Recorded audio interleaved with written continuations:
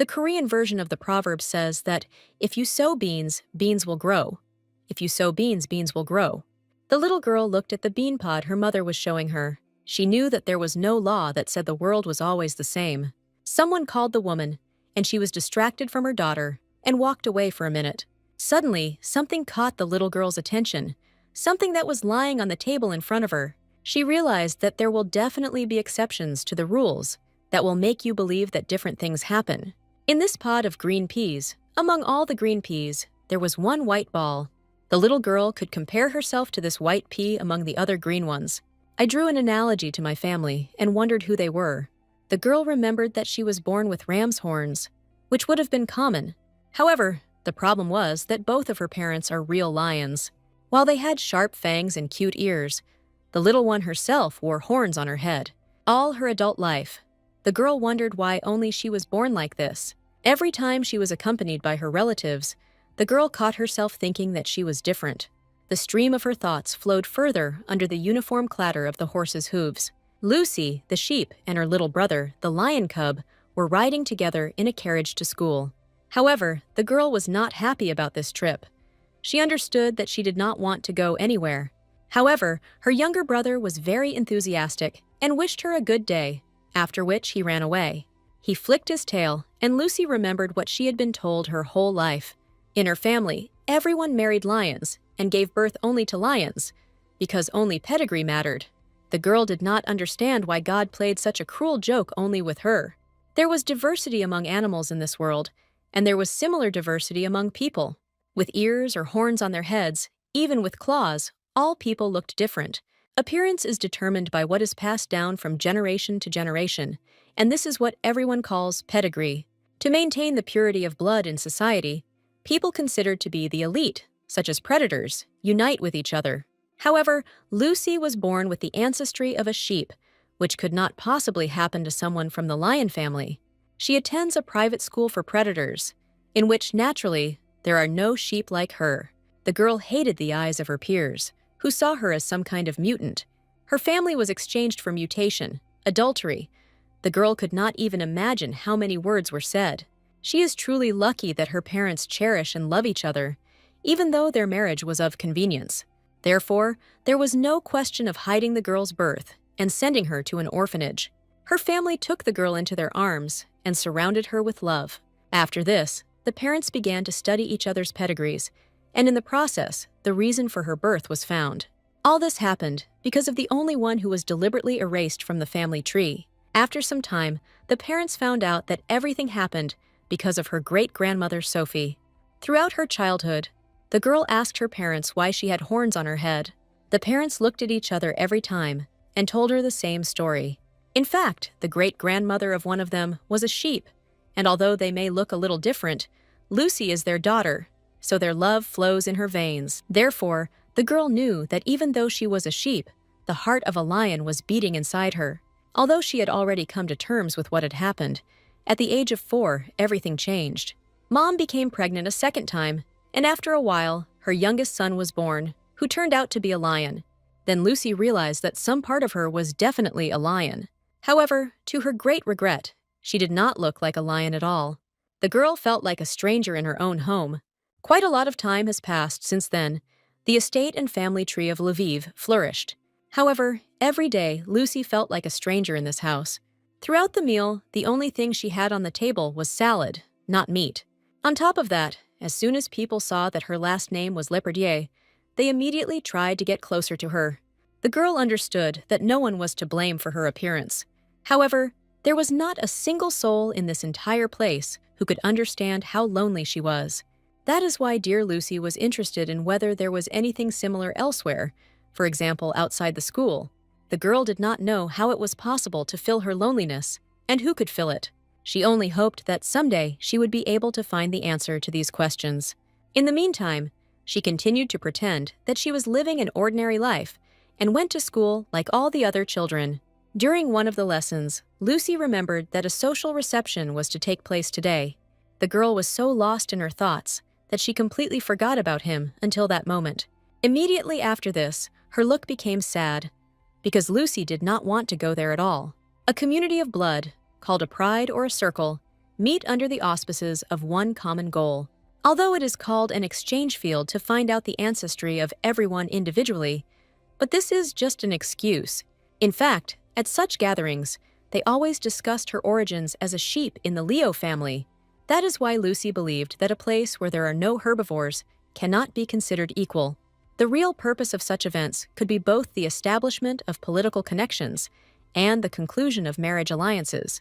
In some cases, a young man from a not very noble family married a girl of good pedigree and entered into good circles. But there are also cases when representatives of families with similar status, but with different pedigrees, marry. However, Lucy understood that it would be really difficult for her to find her soulmate. She was afraid that the child she would give birth to would also turn out to be a sheep. The girl sincerely did not want the child to be tormented by the same doubts as she herself was now. Usually at such events, she laughed or talked for a few minutes, and then went to fold origami in a quiet place. Just at that moment, the girl was doing origami, thinking how many dogs she should fold today.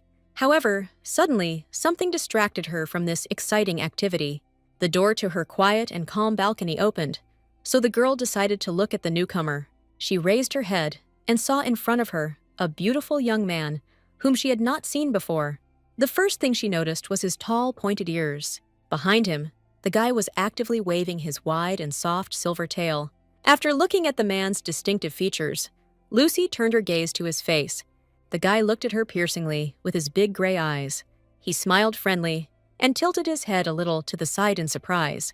The young man greeted our heroine, and everything in him said that he was glad to meet her. It was quite cool on the balcony, so no one else came here. The guy was beaming with joy and was about to introduce himself to his interlocutor. But Lucy, who mistook the guy for a dog, said that he had the wrong door. She frantically clutched her origami in her hand and asked the guy to leave the balcony. She came here first, so she asked the stranger to leave and close the door behind him. The young man immediately agreed and turned to the front door. He came closer to it and carefully and tightly closed it on the handle. However, after that, he immediately turned and headed back to Lucy. The young man approached the girl and stopped right in front of her, with a smile on his face. He was literally glowing with joy and had a huge smile on his face. But what gave him away most of all was his tail, which darted from side to side. Lucy didn't know how to react to the fact that the guy closed the doors, but didn't come out. She was already preparing for the next portion of attacks and ridicule of herself. But the young man just stood opposite her, blushed a little, and smiled. They stood there for a while in silence, just looking at each other. At some point, it even seemed to Lucy that the guy's eyes were shining bright silver. The girl attributed everything to the fact that they simply reflected the bright moonlight. She could not bear such tension for a long time, and was the first to turn away from him. There was still an awkward silence between them, so the guy decided to break it first. He cleared his throat a little and asked why the girl was standing here alone. Such a question confused Lucy. She almost crumpled her origami. And the guy, meanwhile, assumed that the girl was simply lost. The heroine began to worry that now he would want to look at her family again. However, the guy stopped questioning her and instead decided to introduce himself. He put one hand behind his back, put the other on his chest, and said that his name was Roman. The guy didn't give his last name, so the girl couldn't guess what family he was from. She later recalled that they met without any fancy introductions and without mention of their families.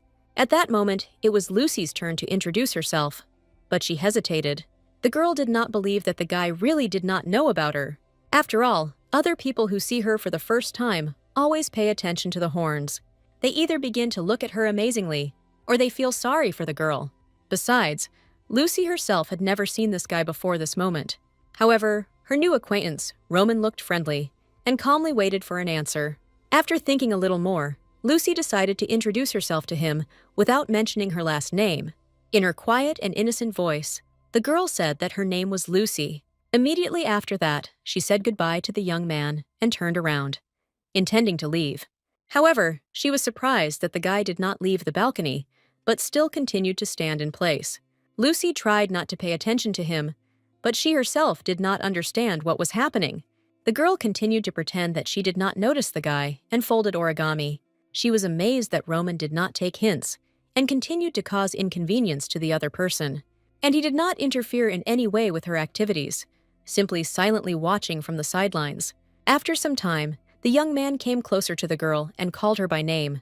Lucy didn't expect this, so she shuddered and turned to look at him. Roman said that her classes seemed fun to him and asked her to give him one piece of paper. The sheep did not at all expect such a development of events, so she took a closer look at her new acquaintance. Now the girl noticed that he emanated a floral aroma and the smell of almonds. She believed that without paper, he would continue to talk to her, so she decided to grant his request. Lucy handed her new friend a piece of paper, and she continued to fold the origami. First, she made a cute penguin from a small yellow leaf. Then she was inspired by the image of her friend and assembled a wolf and a dog. After which she added a swan, an elephant, and another small breed of dog. All this took the girl quite a long time, so she was surprised by Roman's persistence. At a party where everyone is busy making connections, this guy was hanging around with her. The young man fiddled with the paper in his hands so hard that it began to tear. Lucy thought that this guy was taking out his anger on her, so she asked him to stop. However, Roman explained that he simply did not know how to fold the paper correctly, so he accidentally tore it. The girl got angry at him because he ruined her materials just like that. But the young man looked scared and said that he just wanted to be friends with her, not to hurt her. Lucy went through this more than once when they tried to get closer to her for the sake of her family. She believed that Roman came to her balcony on someone's tip. However, the young man did not understand at all what her family had to do with their conversation. He didn't think that if he told someone he didn't like that he wanted to be friends with him, he would be able to do it. He then looked back at the room behind them and pointed to one of the guys as an example. It turned out to be a narcissistic leopard who could only talk about himself. Such an ardent speech and example amused Lucy. The girl even laughed. She found her new friend Roman funny and offered to teach him how to fold origami. And the young man was only happy about this, smiling sweetly in response. That day was the first time Lucy had fun with a person who had a different bloodline.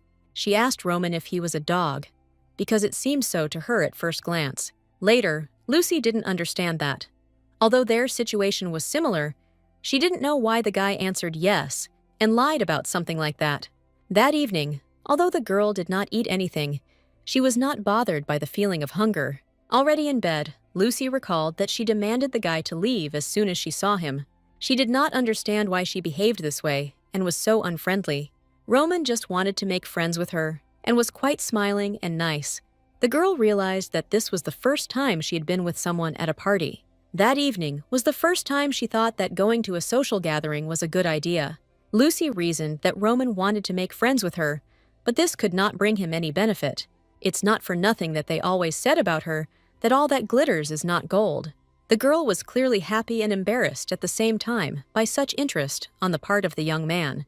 They only talked a little, but Lucy was interested in whether Roman liked their conversation. She was sure that her words were quite offensive, but the guy approached her as if nothing had happened. Moreover, throughout the entire evening, Roman never once paid attention to her horns. That's why Lucy thought it would be great if they could meet again. The girl fell asleep, thinking about whether she could meet Roman again and talk to him. Some more time passed. Another social reception was about to take place in society. This time, Lucy prepared for it thoroughly, wearing her best jewelry. This was the first time she had been so excited about an upcoming event. The girl looked at herself in the mirror and thought how good her outfit and jewelry looked together.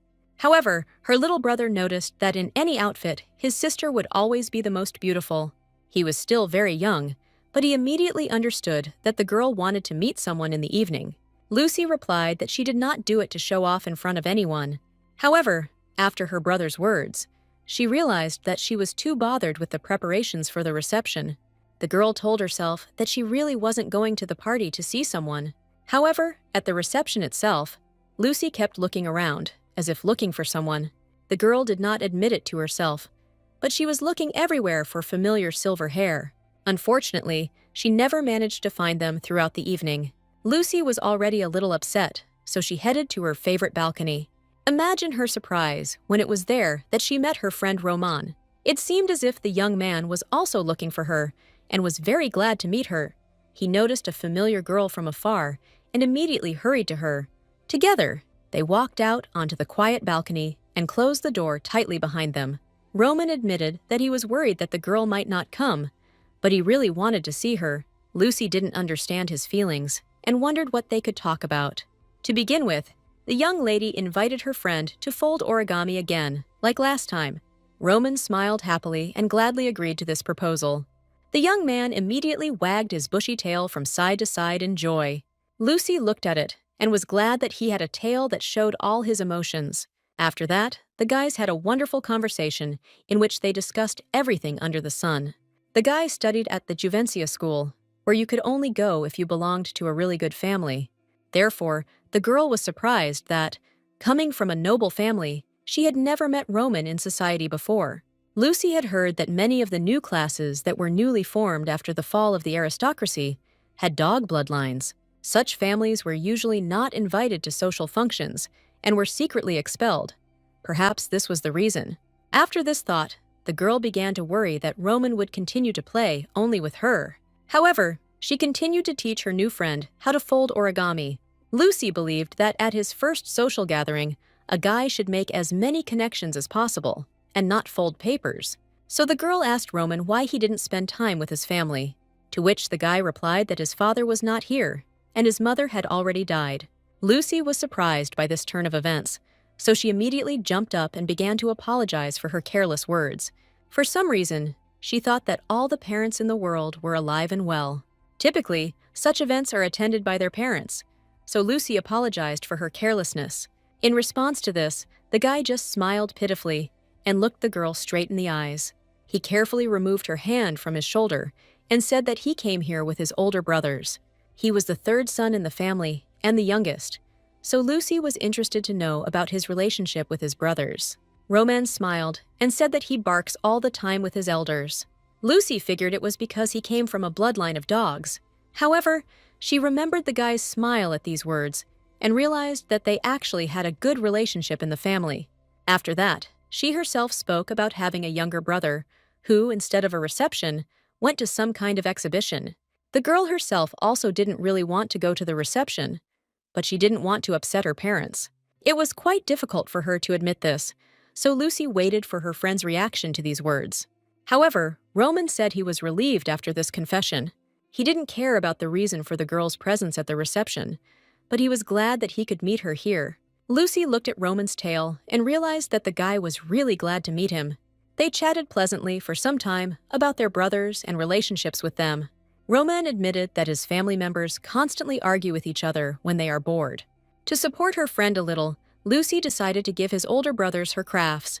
After that, she ran out of paper, and the girl wanted to try to do what she had recently read about in a book. However, this might be a little embarrassing for her new friend, so the girl asked him for permission. She admitted that the book said that if you pat a dog on the head, all the accumulated stress will disappear. Roman was stunned by such an unexpected proposal, and Lucy was embarrassed by his reaction. However, a moment later, Roman joyfully invited the girl to pat him on the head. He even leaned slightly towards her and closed his silver eyes. The guy put his head up, and Lucy gently and carefully ran her hand through his hair. The girl pulled her hand back almost immediately because she felt embarrassed. However, Roman said that he really liked it and asked to pet him more. Lucy relaxed a little and fulfilled her new acquaintance's request with joy. The reception was coming to an end, and Roman asked if he and Lucy could see each other again. The girl could not give him a definite answer, so the guy looked upset. However, none of them knew when the next social reception would take place. Because this kind of event is not held on a strictly set date, these words seemed to upset our wolf cub hero even more. However, he perked up when Lucy promised to come to the next appointment. She smiled at her new friend and suggested they spend time together again. At this point, the social reception ended, and everyone began to go home. Lucy was riding in a carriage and reasoning that she should have exchanged contact information with a friend. However, she didn't know if they were already such close friends that they could meet somewhere else. The girl believed that, for now, it would be better if Roman remained just a friend, whom she saw only at receptions. Sometimes she reasoned alone, and it seemed that Lucy did not understand people at all. How far you shouldn't go in some things, and how openly you should talk about others. So she decided to ask her parents for advice on how she could best deal with this situation. However, she decided not to give their name, because the parents hardly knew Roman's family. Lucy never had friends, so she was a little confused. She didn't understand what kind of relationship she had with Roman, because they only met twice, and didn't know each other's last names. The guy seemed even more special to her because he didn't worry about such things at all.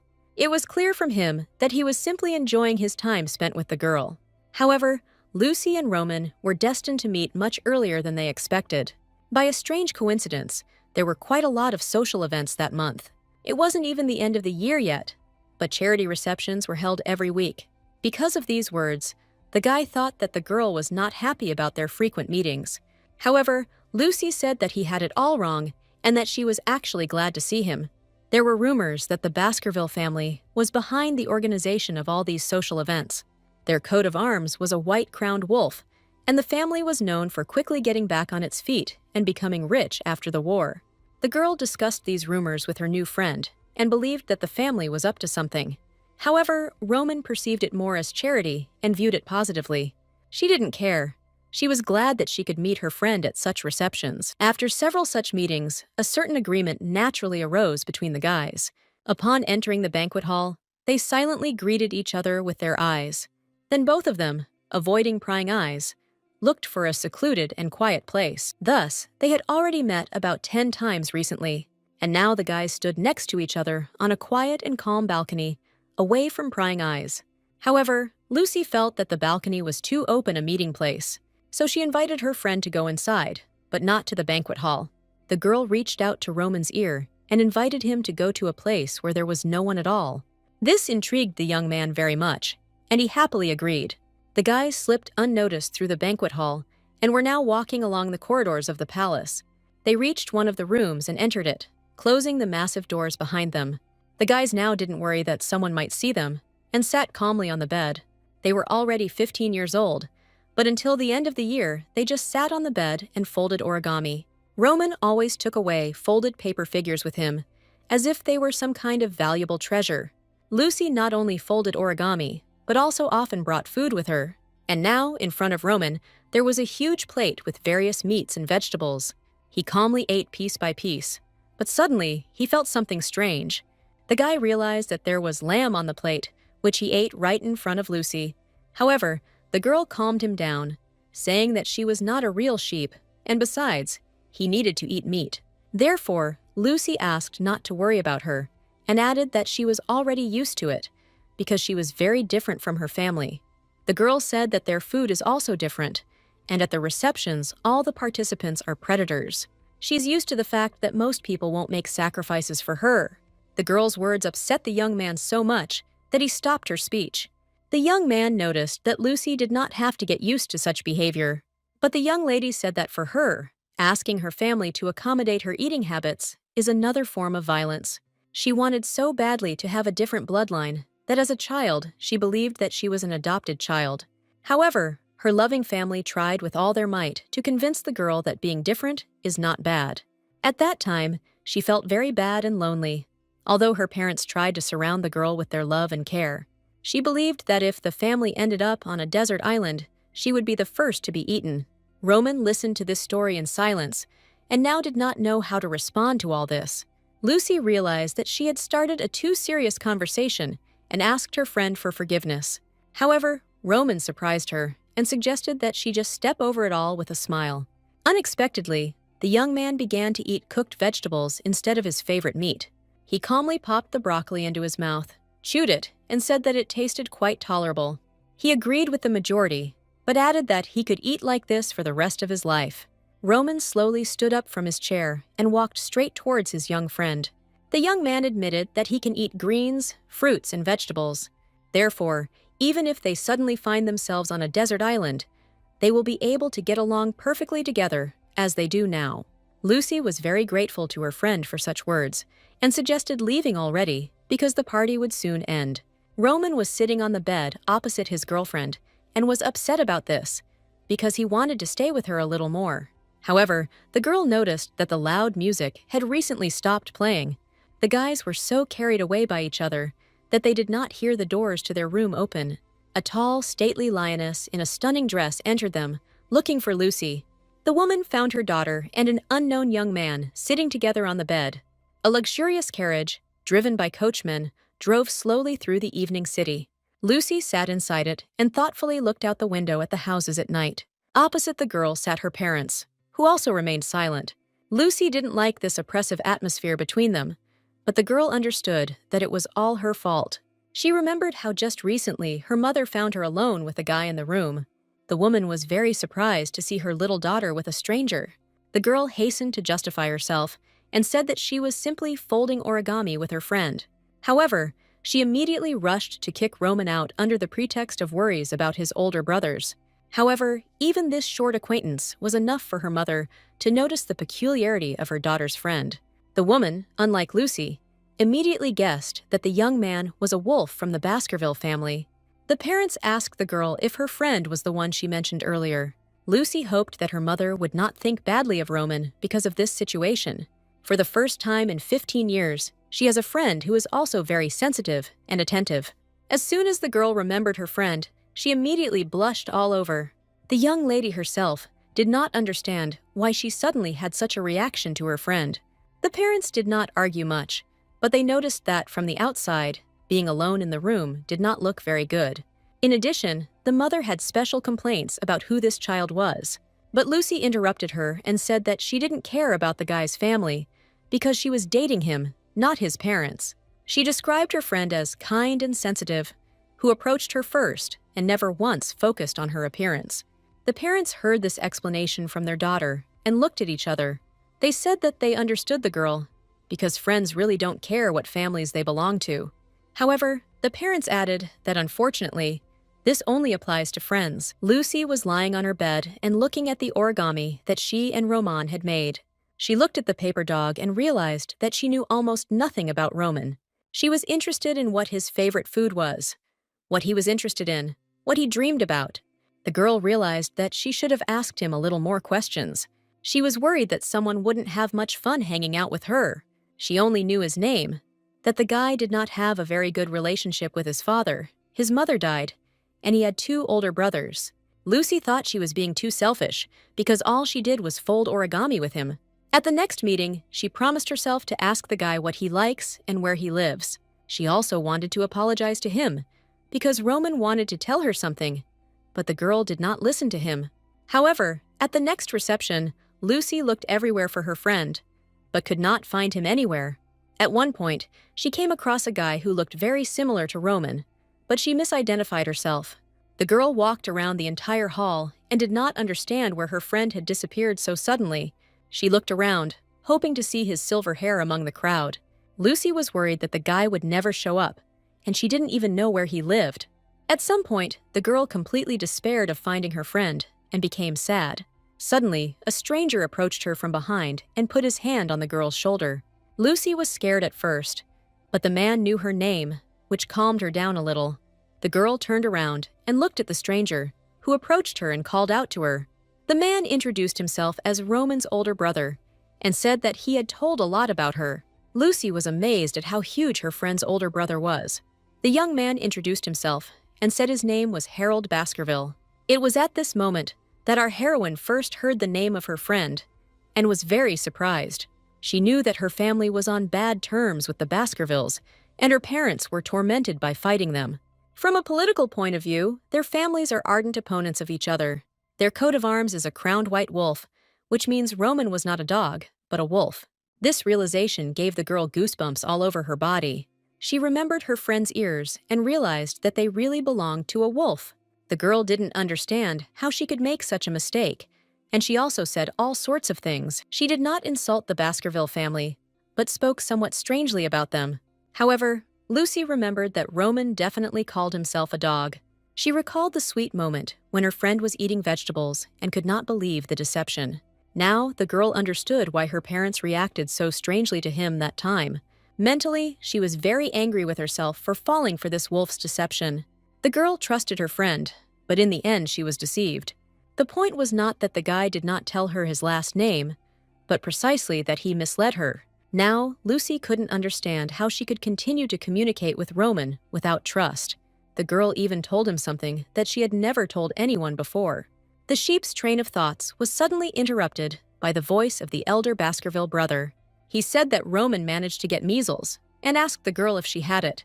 It was very strange because their family always takes every precaution. Lucy was worried about her friend's health, but her brother assured him that he was already recovering. He suggested that the girl visit her friend if she already had immunity to this disease. Lucy was amazed because she never went to visit friends, but received such an invitation. The girl stood and looked at Harold Baskerville, who extended his hand to her. The young man once again noted that he was inviting her to visit his brother because he missed his friend very much. Lucy definitely wanted to see Roman, so she headed straight to her parents. There, Harold asked permission from the girl's parents to visit his younger brother. He promised that he would take responsibility for this event. Lucy's parents were a little confused about who the Baskervilles were. Their daughter also insisted on meeting her friend, who missed her. Even if the relationship between their families is not very good, the girl must go to see him.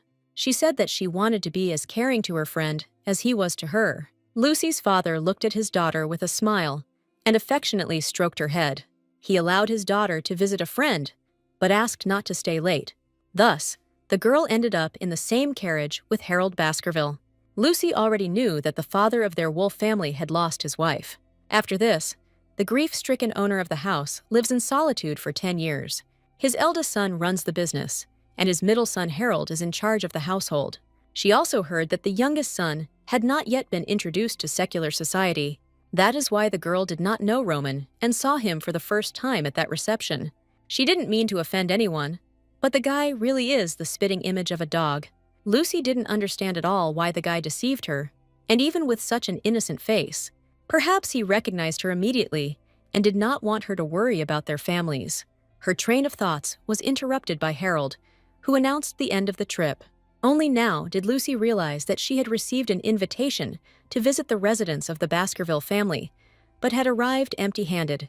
She apologized for such behavior, but the older brother told the girl not to worry about it at all. Instead, he smiled and suggested that she give them a slightly different gift. He asks him to tell Roman what the girl told her parents, because he will really like it. Afterwards, Lucy wondered how Roman introduced her to his brothers. Behind these thoughts, the girl did not notice how they drove up to the main entrance and stopped. The middle son of the Baskervilles was the first to get out of the carriage and offered his hand to the girl. He led her around their residence, where their portraits were hung everywhere on the walls. Lucy looked around carefully and tried to notice as many little things as possible. Suddenly, Harold invited the girl to enter secretly and give his brother a surprise gift. Lucy thought that such jokes were an indicator that the brothers were very close. The young man was very pleased with his idea and hummed the melody with a smile on his face. Lucy looked at Harold and realized that the guy was very attached to his brother. They headed straight to the bedroom of the youngest son of the Baskerville family. Harold said that he had prepared a small gift for his brother and asked permission to enter. He whispered in Lucy's ear to come in first, and he himself would return in a couple of minutes with dessert. The young guy pushed the girl forward, and he turned around and went in the opposite direction. Lucy hesitated for a moment, and then carefully opened the large wooden door into the room. Before the girl had time to say anything, a pillow immediately flew at her. She crashed right into the poor sheep's face, forcing her to freeze in one place. Roman immediately recognized his friend and immediately rushed to apologize to Lucy. He jumped out of bed and began to examine the girl from all sides for injuries. The young sheep fell to her knees and grabbed her head with her hands. Roman tried to approach her and take a closer look, but the girl recoiled from him. Then the guy also got down on his knees and began to apologize to his girlfriend. He didn't understand at all how the girl ended up here, and he was worried that he had hurt her. However, the next moment, something happened that the guy could not foresee. Lucy grabbed that very pillow and began hitting her friend with it in a rage. She beat him with a pillow and scolded him for calling himself a dog and deceiving her. The girl literally sat on top of her friend and continued to scold him for cheating. Roman continued to apologize and say that he had good reasons for this. But the sheep could not forgive the fact that the guy deceived her for 6 months. She trusted him very much, so she was especially angry about this. It was at that moment that the door to the room swung open, and 2 young wolves appeared on the threshold. At this moment, only Lucy and Roman were distracted and paid attention to those who entered. One of them was Harold with dessert in his hands, and the second was unknown to the girl. Out of surprise, Lucy froze with the pillow over her head. She immediately realized that the eldest son, Alexander Baskerville, was standing in front of her. The girl only hoped that her action would not provoke a fight between the 2 families. It was immediately obvious that the middle son, Harold, was enjoying this incident. He carefully placed the plate here on the table and walked closer to the girl.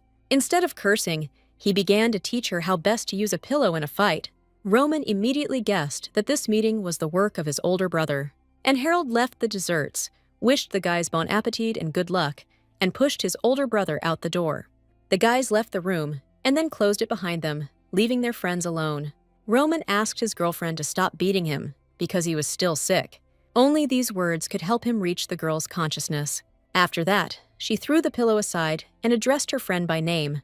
However, Lucy then noticed that calling him by his first name was wrong.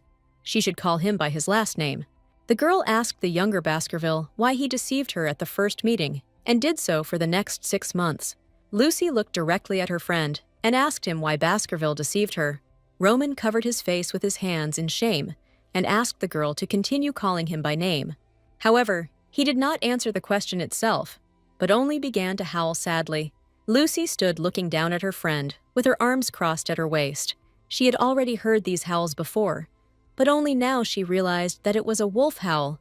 Now the girl is completely convinced that in front of her is a real Baskerville child. Lucy got tired of waiting for an answer just like that, and the girl sat down at the table with desserts and tea. She was brought here as a friend of Roman, and she began to beat him and disgraced herself in front of his brothers. As a member of the Leperdier family, she behaved very rudely. The girl believed that the one who should be crying now was her, but not Roman.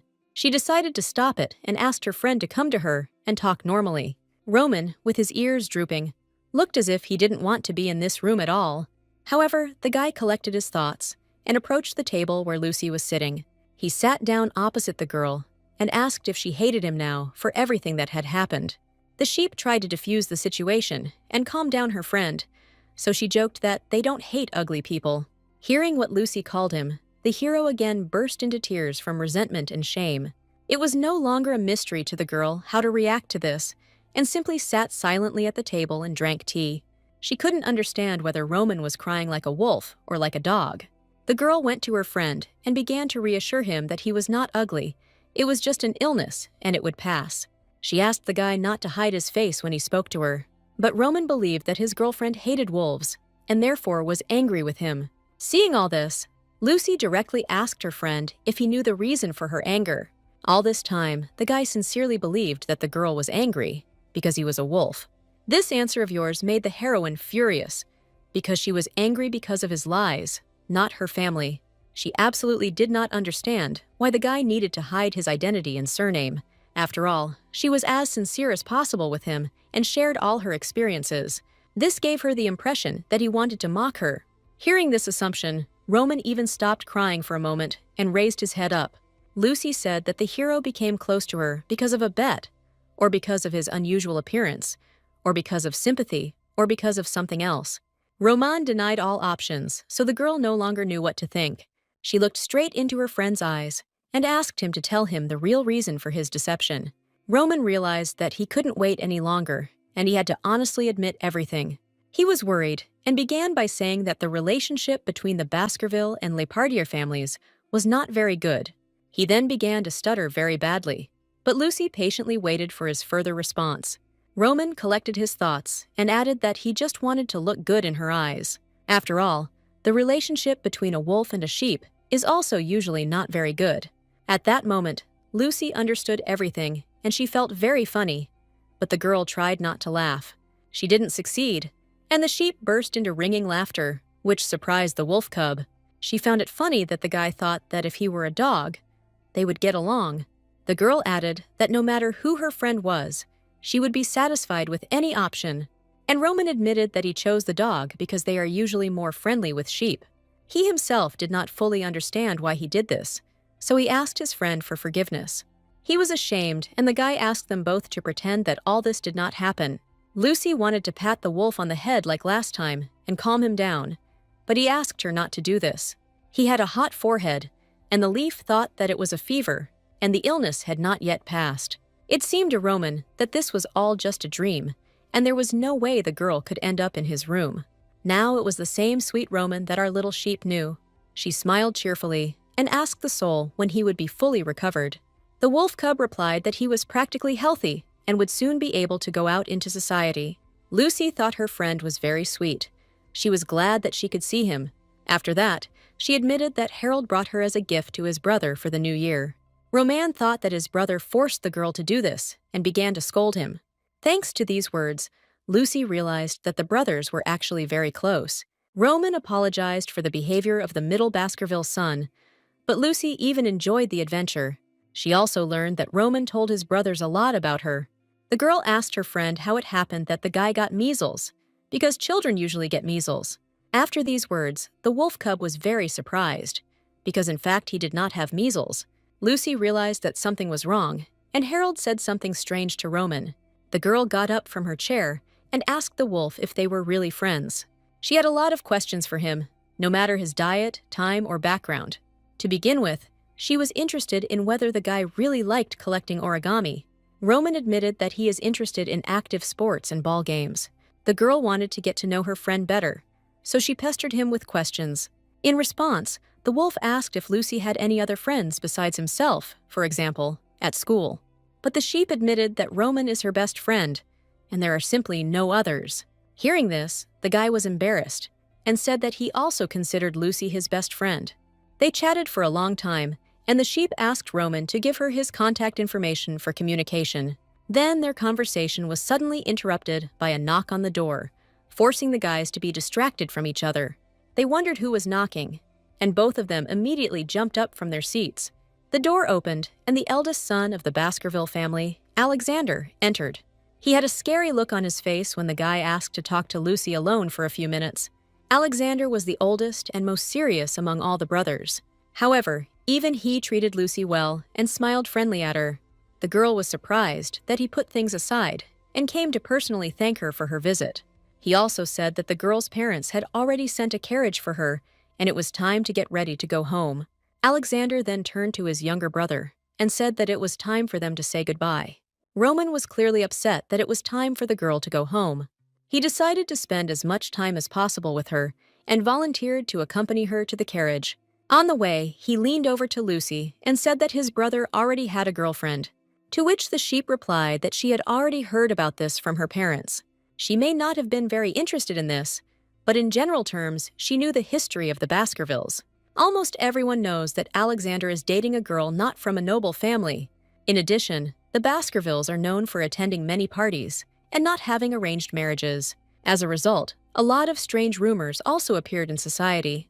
The girl looked at her friend Roman and thought that he was really very cute. Our little sheep really liked this young wolf. During their friendly conversations, the guys did not notice how they had already reached the carriage of the Lepardier family. Roman opened the door and helped his friend climb the steps inside. Then, he handed the girl the toy that he had originally intended to give her. It was a cute lamb that a guy bought at the market square because it looked like his girlfriend. The guys said goodbye, and Roman promised to contact Lucy himself soon. The door slammed, the wolf cub moved away and began waving his hand to his friend. The carriage started moving, and the guy stood there until 3 minutes later, until she disappeared around the bend. Lucy reasoned that only wolves are always born in the Baskerville family, even without an arranged marriage. Only boys are born, and there have never been any illegitimate children. It seemed to Lucy that the brothers looked alike, like nesting dolls of different sizes. She was only upset that she came to visit empty-handed and left with a gift. Lucy stroked the toy, and it reminded her of Roman's soft hair. She really enjoyed patting the guy on the head, even though he wasn't a dog. Roman fully recovered after the New Year holidays. Next time, they agreed to meet in his name and spend time together. The girl immediately noticed that her friend's questions had grown a little over time. However, she said with a smile that she liked his new hairstyle even better. Roman was very pleased to hear such praise from his friend. Before this, the guy said that he didn't know how to ride horses. That's why they met today, so that Lucy could teach him this. She helped her friend onto the horse and made sure he was seated correctly. Then the girl got on her horse, and the guys went for a horse ride. She told the guy when and how to control the reins so that the animal would obey him. Roman drove well, which surprised his friend, because she was sure of the opposite. She hoped to see her acquaintance being held like a lamb, but she realized that she liked having fun together like this even more. The girl decided to overtake her friend and demonstrate her skills to him. She pulled on the reins and forced her horse into a gallop. The guy liked this performance. The girl was also happy to have fun. After a while, the guys decided to give their animals a rest and dismounted. At this time, they arranged a small tea party together in the stable. Roman admitted that today was the first time they saw each other outside, and he was worried about it. They were not bored, and the guys always found something to talk about. Roman said that he always enjoyed spending time with his girlfriend, but he was worried that it was she who might be bored alone with him. The girl looked carefully at her friend and saw his sincerity. She remembered that her mother could not sleep because of the excitement before this meeting. In the evening, she read a lot of literature, trying to come up with something to do for the two of them. The girl tried to take into account her friend's love for active sports, although she did not really understand them. That is why she decided to confess everything to Roman and said that she was also worried. Just at this moment, the horse's rest had come to an end, and the girl offered to ride a little more. Roman happily supported his friend's idea, and they headed to the stalls. The guys had fun and rode together until the evening. At the end of the day, Lucy admitted that she really enjoyed the walk and was looking forward to the next meeting. Roman happily agreed and offered to meet next week. The sheep was very pleased that for the first time she had a real friend. Roman was pleased and could not imagine how happy Lucy was with their friendship. After that, they became inseparable, Baskerville and Lepardier, wolf and sheep. Their combination looked strange, and they loved to dream that there were no goals, horns, fangs, and other things in the world. The girl believed that such a world definitely existed somewhere, but for now she enjoyed hers. She paid no attention to her or the wolf's ancestry. The girl liked her dear friend Roman more and more each time, especially his tail, which constantly wagged happily from side to side. Therefore, the girl did not doubt Roman and knew that he liked her. Such a Roman Baskerville was very dear to her tender girlish heart. The guys went to a beautiful botanical garden to sort things out. When Roman asked if everything suited her, Lucy replied that everything was fine. She said that she would not have met with him if something did not suit her. Roman was confused. While riding on a huge, beautiful swing, they talked a little more. Lucy suggested that Roman write him a letter with the family seal. The guy asked his best friend what she thought about him. Lucy found this question absurd and said that she considered him her best friend, and after saying that he was the kindest wolf she had ever met, Roman was embarrassed. The phrase that perhaps he is even the kindest person in the world finally finished off the young man and made him confused. After doubting for a long time, the young man finally decided that the time had come to confess. Roman was very worried, but he overcame himself and was able to say that in fact he was only so kind to Lucy. The girl was amused by this, and in turn, she admitted that she was only rude to him, but this did not bother Roman. Lucy said that if she were a lion, no one would say anything about them. But Roman quickly interrupted her and reminded her that they agreed not to bring up the topic again because he liked that she was a sheep. Lucy was very surprised and asked if the young man liked her just because she was a sheep. Roman replied that no matter who she was born, he would have liked her anyway, but now she is a sheep. After the young man said that he could not imagine her as a sheep, Lucy was at a loss. However, the girl analyzed it again and caught a different meaning, which made her smile. Lucy said that she really likes Roman a lot, and she hopes their friendship will last forever. The guy made her promise that they would remain like this forever, regardless of time. The girl was confused at first, but then she was touched that he wanted to communicate forever. A few days earlier, Roman and his brothers were in the city. Harold, Roman's older brother, tried to get him to admit that he was also a Baskerville, but Roman ignored him. His brother convinced him that admitting this would make him feel better, but Roman continued to remain silent. Harold reproached Roman that at the age of 16, he only folds origami in the banquet hall and rides horses at the hippodrome. Inside himself, Roman was furious, but did not show it, so that his brother would not decide that he was able to make Roman emotional. Harold was very surprised that Lucy was not bothered by such a disregard for her family. Roman must have thought about this because he sat motionless for a while. Harold, extremely concerned that Lucy was ignoring Roman's feelings, advised his brother not to be so careless. Roman was very annoyed listening to all this, because he believed that Harold was minding his own business. Roman asked his brother to stop, but he stood his ground and said that it was time for him to stop watching, and everyone was wearing rose-colored glasses. Harold said that if he and Lucy continued to play this friendship game, the girl would soon reject Roman, and he would wander around like a dog that had been abandoned by its owner.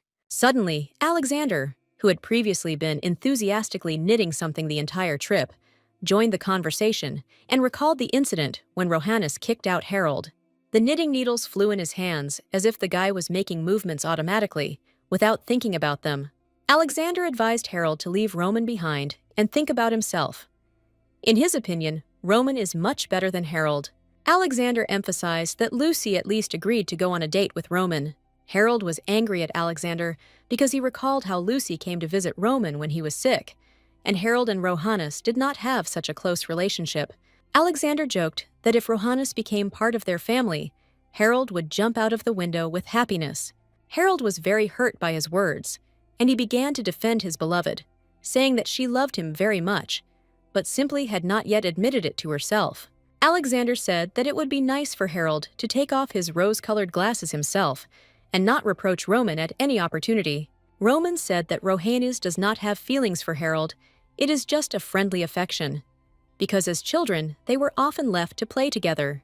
After saying that it was Harold who was confusing love with friendship, he asked what Alexander was trying to achieve with this conversation. Alexander pretended not to hear his brother's question and continued knitting. Watching all this, Roman thought to himself how shameful this dog quarrel is for the wolf family. He was tired of thinking all the time that he was a wolf and that he was Baskerville. The guy dreamed of getting rid of these obsessive thoughts, but still continued to think about it. Roman loved to imagine his future ideal life. He compared the history of the wolf family and the Baskervilles, and it frightened him. But everywhere there are both good and bad moments. This interested him. He did not understand how you could love one person all your life. After all, there are so many variables woven into every person's life. Once upon a time in the distant past, Roman had already thought about the topic of love, and even asked Alexander why love for only one person was considered weakness. Alexander was surprised that his younger brother was interested in this topic, and, chalking it all up to age, said that he himself would understand everything when the time comes. Alexander was amused that little Roman had so many questions, but he had no intention of answering them yet. Alexander only thoughtfully said that the world is full of people who do not value love and only use it for their own purposes. He explained to Roman that it is impossible to make another person love you just because you yourself love this person. Confused Roman, thinking how difficult it all was, decided not to ask anything more and remained silent. Alexander noticed his younger brother's vague reaction and imagined how, many years later, they would remember this conversation with laughter.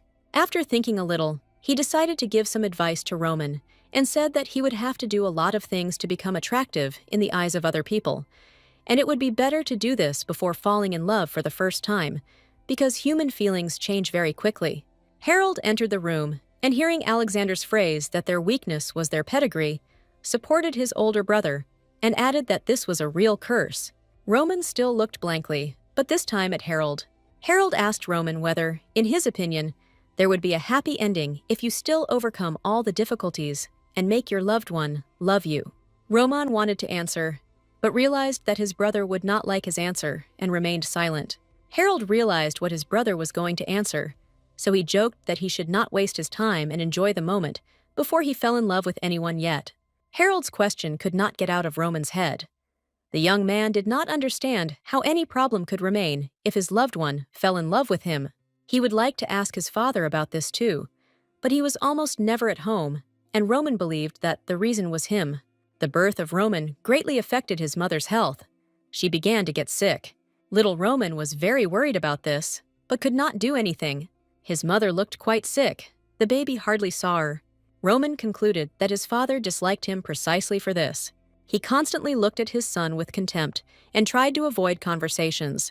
The little boy was confused, but did not know how to influence his father and attract his attention. He believed that he had hated him since his birth, and he could not change it in any way. Due to his difficult childhood, Roman still could not figure out what this love was. That same year, my mother died, after which my father locked himself in the winter cottage. Roman was very worried about his father's attitude towards him, so he decided to ask the opinion of his older brother Alexander. Alexander tried to convince Roman that his father did not hate him and that everything would soon get better. Alexander, to console his brother, said that when he loves someone, he will be able to understand his father, Because love is very cruel and can both bring joy and happiness and cause severe pain. Love was always very merciless, especially for the Baskervilles. Roman still didn't understand what Alexander was trying to say, but he didn't ask again. A few days later, Harold realized that he had fallen in love with Rohannes, but did not know what to do, so he shouted about it to the whole palace. His brothers Roman and Alexander came running to the cry and began to observe the guy's actions. Roman was not sure exactly who Rohannes was, but assumed that this was the girl from the polar bear family with whom his brother had been friends since childhood. Alexander immediately understood who he was talking about and reproached Harold for tormenting and bullying her so much, and now he realized that he loved her. Harold was hurt by this and began to make excuses that he himself did not understand why he did this. He plunged into the memories of their childhood and fell silent for a couple of minutes. In his defense, he decided to say that she did not like playing with other children, but Harold was fun. However, now they were much older than just children, and this turned out to be stupid. Harold covered his face with his hands and began to cry because Rohannes might have another man. Roman looked at his older brother and did not want to become the same as him. Alexander sat his middle one down on the sofa and tried to calm him down. Harold went completely crazy and intended to visit his girlfriend every day. Alexander noted that if the guy did this, it would be considered a crime. Be that as it may, the girl's family is not so great. They are ordinary people who organized an association of doctors, where it is not pedigree or race that is important. Therefore, if he does something, the reputation of the Baskerville family will be tarnished. Now, due to the presence of an opponent, it was necessary to think through our further steps more carefully. The older brothers literally discussed the possibility of killing their opponent. Roman was disappointed with his brothers and couldn't believe they were discussing this now.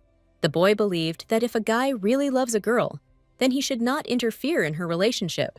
The guy was sure that his brother should not have bullied and tormented the girl from the very beginning. He also did not understand why Alexander, as an older brother, encouraged such behavior at all. Harold was furious that his little brother was intruding on their adult conversation. He ordered the little guy not to talk nonsense because they were real Baskervilles. The middle brother promised to have a good laugh at the younger one when it was his turn to fall in love with someone. He wondered how the boy would then follow his own words. He hoped that if Roman fell in love with someone, he would under no circumstances get burned in front of his brother. Alexander sat on the sofa and laughed at how cute his younger ones were swearing. That evening, the guys didn't do anything. They just waited until nightfall and went to bed. Alexander, as the eldest, put his younger brother to bed. The boy was worried about the quarrel during the day, so he asked what he had done wrong. Alexander said that Harold loved the girl very much, but he didn't want to admit it to himself.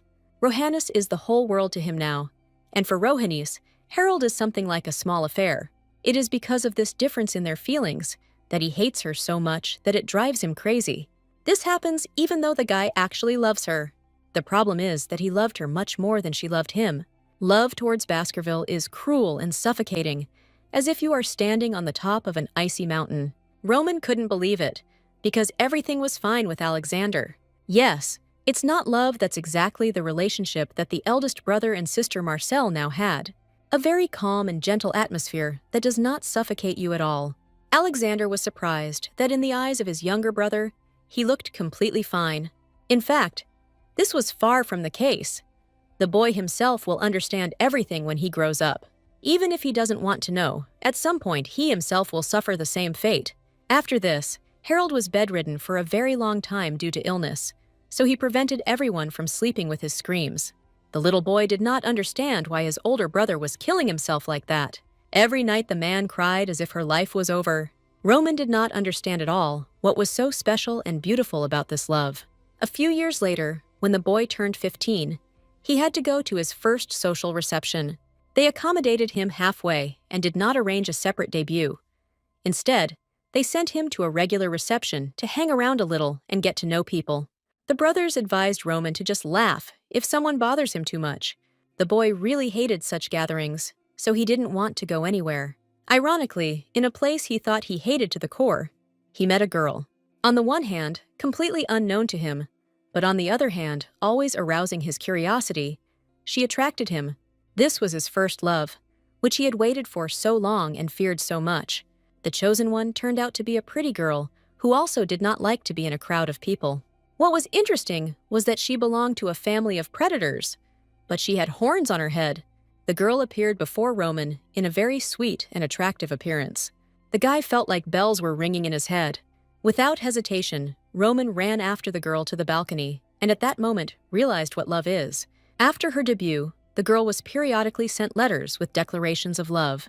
They all handed over the envelopes and then covered their faces with their hands and ran away.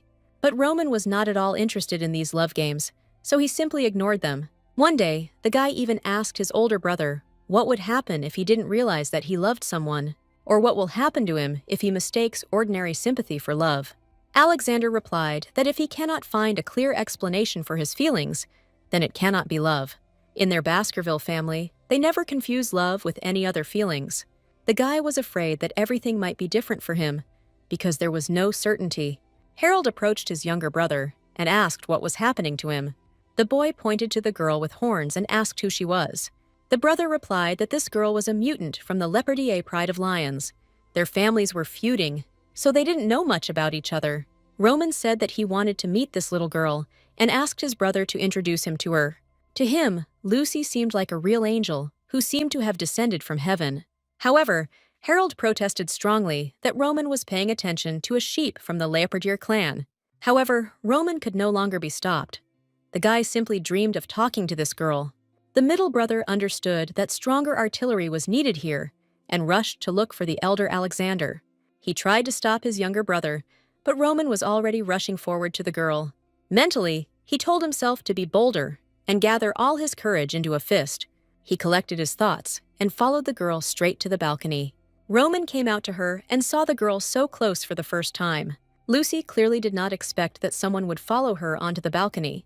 There was no special plan, so he just smiled and said hello. He felt as if his heart was about to jump out of his chest.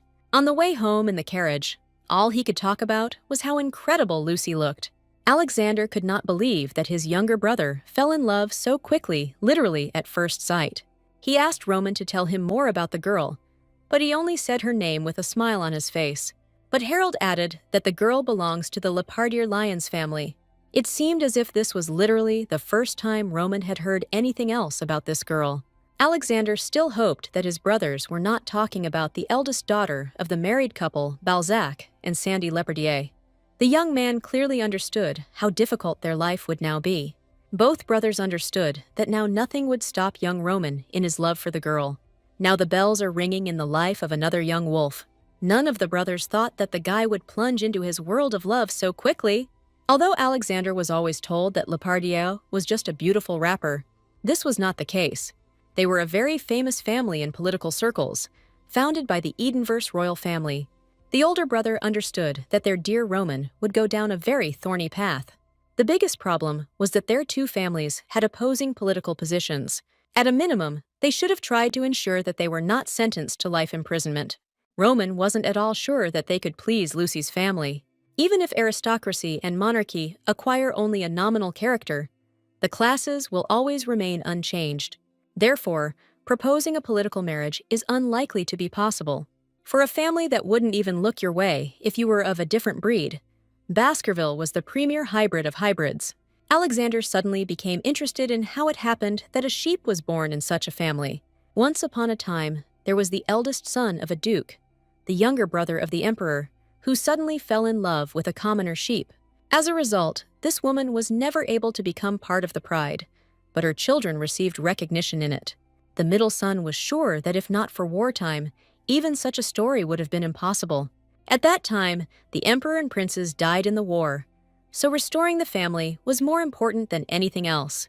That is why such a romantic story took place in such a family. That is why the birth of Lucy attracted a lot of attention to the family love story. In fact, the public loves romantic love stories. After the birth of this child, brothers outside the pride of the entire family were completely blocked. In the end, the birth of Lucy put an end to love. It's unlikely that any family would want another sheep, but this gave Roman a chance. If something goes wrong, it may be seen as handing over the daughter for the benefit of her family. A simple option would be to go back in time and simply prevent the guys from meeting.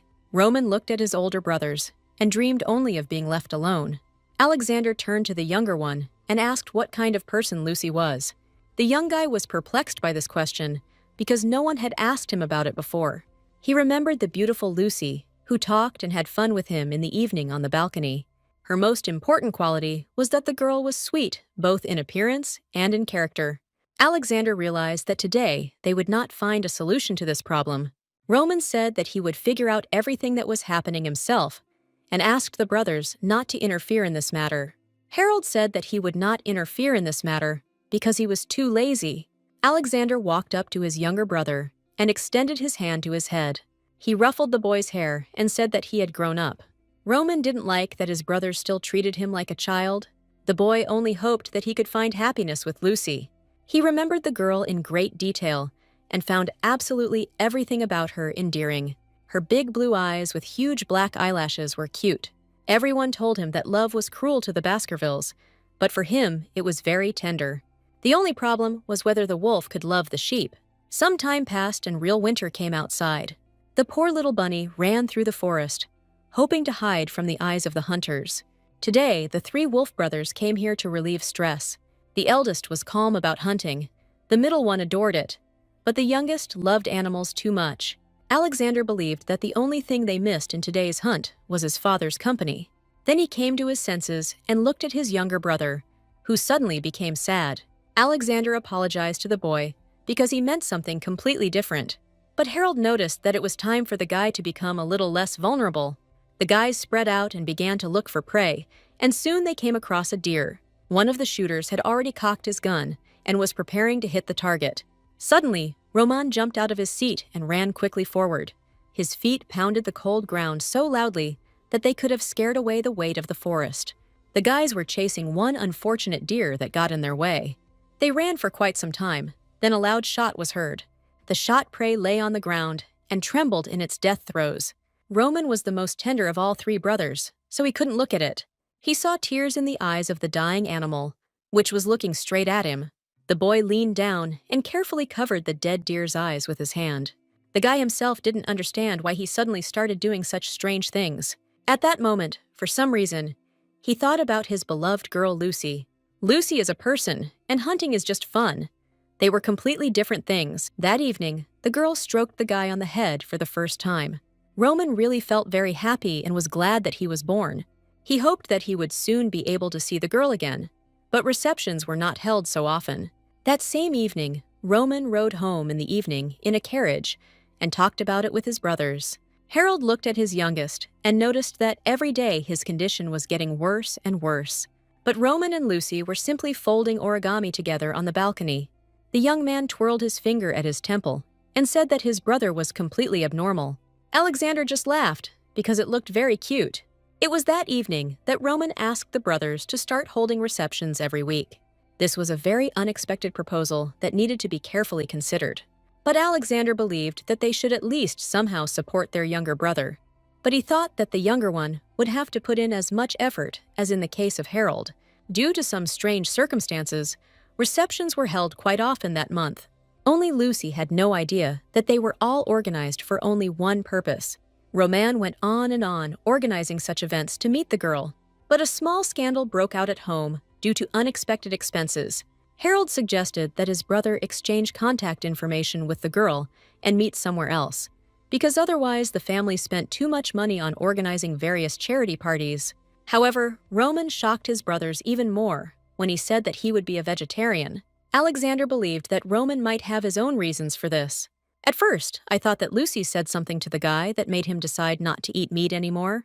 Alexander decided not to meddle too much in the personal life of his younger brother and let him deal with everything himself. However, Harold was not very happy about what was happening, who felt like an outcast because of this.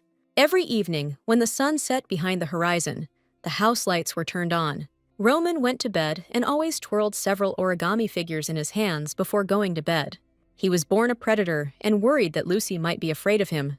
He hoped they could be more than just friends. The girl can be like sugar cookies. But the guy was afraid that his instinct would hurt her. She was like a deer he was hunting, and that made him want him even more. The dark side told Roman that he would love this girl so much that he would want to catch her and eat her. She told him that the guy would be ready to do anything to get Lucy. The guy's heart was pounding madly in his chest from the mere thought that he would be able to get Lucy for himself. He wants to get her body and soul, flesh, blood, and even heart. He must be ready to do anything. The boy began to think that he was useless if Lucy didn't love him back. The dark personality began to strangle the guy. But fortunately, Alexander ran into the room. The middle brother ran after him, after which both did not stand on the threshold and looked at Roman in surprise. They realized that their family curse had begun to affect him too. The guys were worried about their younger brother and tried to calm him down. Roman was in so much pain. It even seemed to him as if he was going to die right now. The boy cried bitterly and kept calling for his older brother. Roman did not understand at all what was happening to him now. He wanted to lock Lucy somewhere so that only he could see her. Roman realized that if Lucy did not love him, then there would be no point in living anymore. But the older brothers looked at their youngest and were very worried about his health. The young wolf came to his senses, then lost consciousness again for an unknown period of time. He was told that this pain associated with his growth is something all wolves go through before becoming adults. They've all been through it too, so they understand what it's like for him now. It was a terrible illness that seemed to tear apart the whole body and lasted for several days. Alexander had it the worst because he had to go through it on his own, so he felt very alone. Roman didn't understand what the problem was because Marcel loved his older brother. However, not everything was as rosy as people thought years later. Alexander admitted that he sometimes imagines that he absolutely does not know what love is. Sometimes he has to lock the darkest feeling inside himself deep, deep. Sometimes he even imagines that he doesn't know who Marcel is. Let everything be fine with them now, and they really love each other. However, Alexander said that other people's love fades away too quickly. It is worth fearing even that Marcel's love, which he so philanthropizes, may change. She may one day say that she has fallen in love with another man and is leaving him, or she could die in childbirth, or from any other illness. Before meeting Marcel, Alexander thought that all this was complete nonsense. Wolves are etymologically possessed by one person for their entire lives. Therefore, this person seems fragile to them, like a Christmas tree toy. Roman was surprised by this, because in his eyes, these two were an ideal couple. He remembered the beautifully sweet girl Marcel with purple hair. She always treated him like her own little brother and spoiled him. With Alexander, they looked like a real ideal married couple. Alexander once even joked that no one was allowed to fall in love with his girlfriend, not even his brothers. Only after finding true love did the wolves understand what it was like for all their predecessors. Alexander was afraid that if he lost Marseille, he would become just like his father. Even if he was alive, he would live as an empty shell, clinging to memories for the rest of his life. Now, Harold also understood his older brother's suffering. He really wanted Rohannes to truly love him and was ready to do anything for this. But it seemed to him that this would not happen. He was ready to go crazy. Harold was afraid that the girl would never love him back. He was really afraid of someday going crazy from this love. Alexander noticed that the longer his brother pursues the girl, the more she wants to run away from him. Roman was afraid that depending on Lucy's decision, she could end up like one of his brothers. After a few days, he finally came to his senses, and the pain had gone away for the most part. The brothers told Roman that even on the verge of losing consciousness, he continued to mutter Lucy's name all the time. Now the guy was irritated by all his brothers, who began to constantly make fun of him. Only after this illness did Roman understand why their entire family was hiding their dietary habits. This was because they simply could not control them on their own. The Baskervilles were officially cut off from political and economic marriage proposals for a long time. Because it was impossible to predict when love would overtake one of them, it was a time bomb. Roman hoped that this fate would bypass him, but he was wrong. It was very much like some kind of mental illness that Lucy was never supposed to know about. At that moment, Roman hated himself because he was afraid of himself. However, he still wanted to possess Lucy so that she could belong to him. He didn't want the girl to be afraid of him because she was so bright and cheerful. During his illness, Lucy visited him once at his home. It was only a short visit, but her scent permeated the entire room. The guy still couldn't believe that Lucy came to his personal room. Harold believed that his brother should be grateful to him for this visit. But then the guy saw how his younger brother was literally going crazy over the girl, and he felt disgusted. Roman literally worshipped the mug that Lucy held in her hands, pressing it to her mouth. He understood that this was real madness, but he could not help himself. Since then, the guy kept this small mug like the apple of his eye and protected it. He managed to exchange contact information with Lucy, so now he could meet her whenever he wanted. And while Roman was enjoying his love, Harold was recovering from what he saw in the office. It turned out that Roman wanted to buy the hippodrome for the sake of meeting Lucy. At first, Alexander could not believe his ears that the guy was making such large purchases. However, then he smiled and simply decided to buy a hippodrome to please his brother. Harold believed that if they continued to indulge the guy in this spirit, they would completely ruin him. They sincerely believed that if Roman started dating Lucy, he would completely bankrupt their house. However, a few days later, Roman was riding in a carriage and was very unhappy about something. Now the guy was in big trouble for getting involved with Lepardier. Now all he can do is watch Lucy find her happiness with another man. Roman wanted to answer something to this, but did not have time because Alexander interrupted him. He noticed that it was more like a story about Harold's own personal life. The guy was worried, because if none of them got married, then the same thing would overtake them all. However, it was at that moment that the brothers noticed a wedding ring on their older brother's finger. Alexander said that Marcel proposed to him, and they will get married next fall, when the girl graduates from university. The guys were incredibly happy for their older brother, but at the same time, they themselves were very jealous of him. After that, Alexander walked for some time in an elevated structure and hummed songs to himself. Harold told Roman that his older brother had started to annoy him lately, and if he suddenly disappears in the near future, then everyone will know whose hands it was. And the motive for the murder would not be the desire to inherit the family and business. He was simply infuriated by his happy face. However, Roman noted that he would not be able to carry parcels to him in prison, because he himself would be busy managing the family business. The guy decided to change the topic and asked the middle brother about his girlfriend Rohannes. Judging by the expression on his face, everything was more or less in order with them too. Roman was angry because he was the only one who had problems in his personal life. The possible problem was that he had formed a friendly relationship with Lucy from the very beginning. Maybe friendship prevents Lucy from seeing him as a real guy. However, in the end, Roman decided not to rush, because he had a lot of time ahead to make the girl fall in love with him. Lucy really wanted to go to one place because they served very tasty desserts. Roman was glad that the girl came to this place for the first time with him. He looked at the sheep, smiled, and said that he really liked it. Lucy didn't understand a little what he meant by these words, and clarified. Roman admitted that he likes to do something together with her for the first time. These words went straight to the sheep's heart and left her speechless for a moment. The girl looked at her friend and did not understand why he was acting so sensitively. Lucy really appreciated that Roman was always so honest with her. She looked at his smiling face, and the girl's mood lifted from just the sight of him. What especially gave the guy away was his tail swaying from side to side. Looking at all this, Lucy realized one simple thing. When she saw Roman smile, she stopped feeling like she had done something wrong. And the girl gained confidence that she could make friends with other people too. That's why Lucy told her parents she wanted to go to the local public school. She was going to live and study there as Hootman, not as Lepardier, in honor of the sheep's grandmother.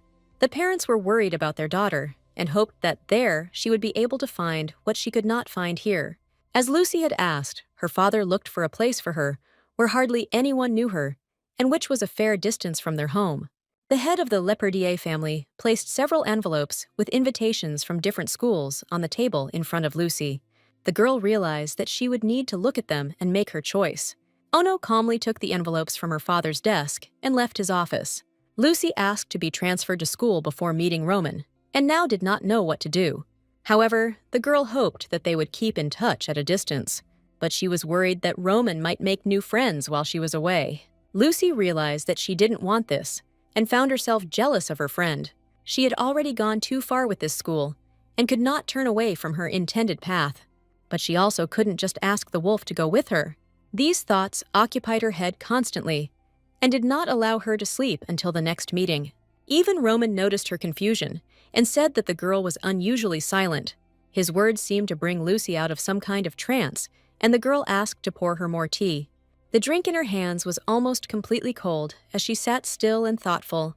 Roman asked why his girlfriend started buying winter clothes so early in the year. He assumed that she was going to go somewhere, and he was right. But Lucy did not admit this to him, and simply said that she likes to buy everything in advance.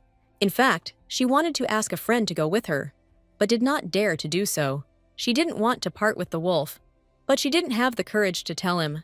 Every evening before going to bed, Lucy was worried that she could not tell Roman about her imminent departure. She simply looked at the mountains of things that were already folded and ready to go, and now stood in the corner of the room. The girl understood that her silence would not delay the departure date, but she could not do anything with herself. She begged her parents to let her go, but now she didn't want to leave. The sheep was worried that this news could upset Roman. She really wanted Baskerville to be friends only with herself. Lucy doubted that this happened between all friends. The girl sincerely hoped that Roman had the same feelings for her. She was upset because she was going to tell him about her departure today. Then footsteps were heard. Someone approached the door of the girl's room and knocked on it. It was Lucy's younger brother, who asked to be let inside. Lion Cub asked if Lucy told Roman about her departure this afternoon. He was worried that his sister would leave without warning his friend about it. The girl was embarrassed, so she rudely remarked that she would deal with her affairs herself. The Lion Cub did not let up and clarified whether Baskerville was really just a friend for her or someone more. Lucy sat stunned on her bed and could not answer this. Seeing this reaction from his older sister, the younger one continued his thought. He suggested that the parents allowed the girl to leave only because of her dangerous closeness with the Baskerville family. Lucy did not expect this and asked her brother to clarify his words. The Lion Cub recalled that Roman was the first to approach her because she is a leperdier, but the girl decided that her brother was simply interested in her opinion on this topic. The boy knew rumors about the danger of the Baskervilles and was worried about his sister, to which Lucy laughed and said that Roman cannot be dangerous because he is naive and kind, like a dog. But the Lion Cub did not let up and was worried that the wolf and the sheep could secretly meet. He asked Lucy if she had a feeling that Roman treated her as his beloved woman. Lewis added that the Baskervilles were famous for always taking whatever they wanted. In addition, their family was especially obsessed with love relationships, judging by the same rumors. But Lucy noticed that she had never cared about rumors before in her life. Lewis could not understand such a simple attitude of his older sister towards friendship with Baskerville. He heard that literally not so long ago, complete disorder and real chaos reigned in their family. In order to get a woman, they burned entire cities or betrayed the ruler. They were ready to destroy everything for the sake of love, and even massacred each other. Lucy was unpleasant to listen to all these conjectures and rumors about her best friend's family. But Louis added something about the mental illness of the family, and reminded that all their children were born wolves. He wouldn't want to doubt Roman, but he and his sister looked a lot like lovers. He asked the girl to draw a line between them, because everyone around them had been discussing them lately. Louis asked what Lucy would do if Baskerville really fell in love with her. The girl understood that in some ways her younger brother was right, and this did not make her happy. She just decided to protect herself from unnecessary guarantees and said that the guy was crazy in his speculations. The girl was angry with Lewis because, according to him, Roman was a psycho, and she herself was a fool in love with him. She even asked her brother why he was so worried about it. Lucy said that Roman was her first friend, and her brother is now insulting him. The girl understood that no one knew the wolf cub as well as she did. Lucy even doubted that her brother knew her well enough. The girl covered her eyes with her hands and cried because her brother believed these rumors. Lewis realized he had said something stupid, so he tried to calm his sister down. He considered his older sister very fragile, so he was worried about her relationship with Roman. The girl didn't want to listen to this anymore, so she asked her brother to leave and let her sleep. Lewis realized that it was better to leave the girl alone now, so he headed towards the exit. However, he noticed that even if the girl changes her last name and moves to another place, she will still remain his sister. Lucy continued to think about her brother's words, about how she and the wolf looked like a couple in love. The girl wondered if her wolf cub encountered such misunderstandings with each new friend. Only now did she understand why the guy hid his last name at the first meeting. It was like she was now planning to leave, hiding her last name. After this conversation, quite a lot of time passed. Spring ended and summer came. This only meant that the high school year had come to an end. The teacher stood near the blackboard and gave the last instructions to his students. He noted that if people do not have the courage to lose everything, then they will not be able to achieve anything. With these words, he finished his speech and proceeded to presenting certificates. Everyone was called in turn, so Lucy was one of the very last to get her form. The girl doubted that it was possible to confirm all the efforts made with one piece of paper. Only now did it dawn on her that maybe she hadn't been trying hard enough all this time. Lucy realized that she had never approached anyone without fear of being hurt. The girl even thought at home whether they would forgive her right now for this idea of transferring to a public school. She thought about what she would gain if she were brought there and what she would lose. She spent the rest of the day with these thoughts, which was already drawing to a close. This meant that Lucy was going out with her friend Roman again. They went to a popular exhibition, but did it after the excitement had already subsided. Because of this, the halls were now quite deserted. But Roman did not notice this at all. Her brother's words made Lucy think more about their meetings, and now she tried to look at them from the outside. They were together at the exhibition and looked very much like two lovers. Only now did the girl realize how they looked in the eyes of other people. For the rest of the evening, Lucy watched her friend and tried to analyze his behavior. Roman constantly told her some stories, but the girl did not pay attention to a single picture. After visiting the exhibition, the guys went to drink coffee and chat over desserts. For a long time, Lucy did not dare to say the question that worried her out loud. However, then she collected her thoughts and asked if Roman had a girlfriend. The guy was so taken aback that he even dropped his fork from his hands and silently stared at his friend. And then he cleared his throat embarrassedly and asked the girl to repeat her question. She didn't notice anything strange, so she asked again if the guy had a girl he liked. Roman became embarrassed, said that there was no one like that, and asked why Lucy was interested in this. He even suggested that the girl could have heard this from someone, to which Lucy replied that no one had told her anything like that. She noted to herself that the wolf had not yet found a girl he liked. However, this also meant that she was not included in this list either. Roman once again asked why his friend asked such a question. He noticed that he also had something to ask his friend the sheep. He was interested in what the girl would do if he had a loved one. He was very interested in what exactly the sheep wanted to know from him. Lucy said that she would congratulate him, but she asked simply out of curiosity. She also asked why this question seemed strange to the wolf. After this conversation, Lucy decided for herself that she did not consider her friend crazy. After visiting the exhibition and having tea with Roman, the girl returned to her home. She lay down on the bed, thinking only about the fact that she again could not say about her departure. At this rate, she could well have reported this literally the day before departure. Lucy didn't know how to overcome her fear, but she wanted to do something about it. She thought that Roman might fall in love with someone after she left. The girl was worried that having fallen in love with someone, the wolf would stop paying attention to her. She believed that if Roman had a beloved, he would be ready to do anything for her. Lucy was sure that the wolf would be even more attentive to his beloved than to her, because simple sympathy and true love are definitely different things. The girl suddenly noticed that these thoughts suddenly made her feel somehow bad. She again imagined that Roman might have a closer person than herself. Then the wolf will pay more attention to this girl and leave Lucy aside. The more she thought about it, the more painful it became for some reason. The girl suddenly realized that the problem was with her and doubted that she would be able to say anything about her departure. Suddenly, her train of thoughts was interrupted by a knock coming from the window. The girl could not understand what kind of sound it was, so she suddenly sat up straight on the bed. Lucy realized that the knocking was coming from the window, so she headed towards it. The girl slowly walked up to the frame and looked down, surprised. Right under her windows, late at night, stood her friend the wolf cub Roman. The guy looked very embarrassed. Even his ears were down. It took the girl some time to go down to the street at 1 in the morning and talk to him. At first, she assumed that the wolf ran away from home or had a fight with his brothers. But he denied everything. Instead of a normal explanation, the guy started talking about the weather. It seemed to the girl that any answer she gave would please him and make him swing his tail from side to side.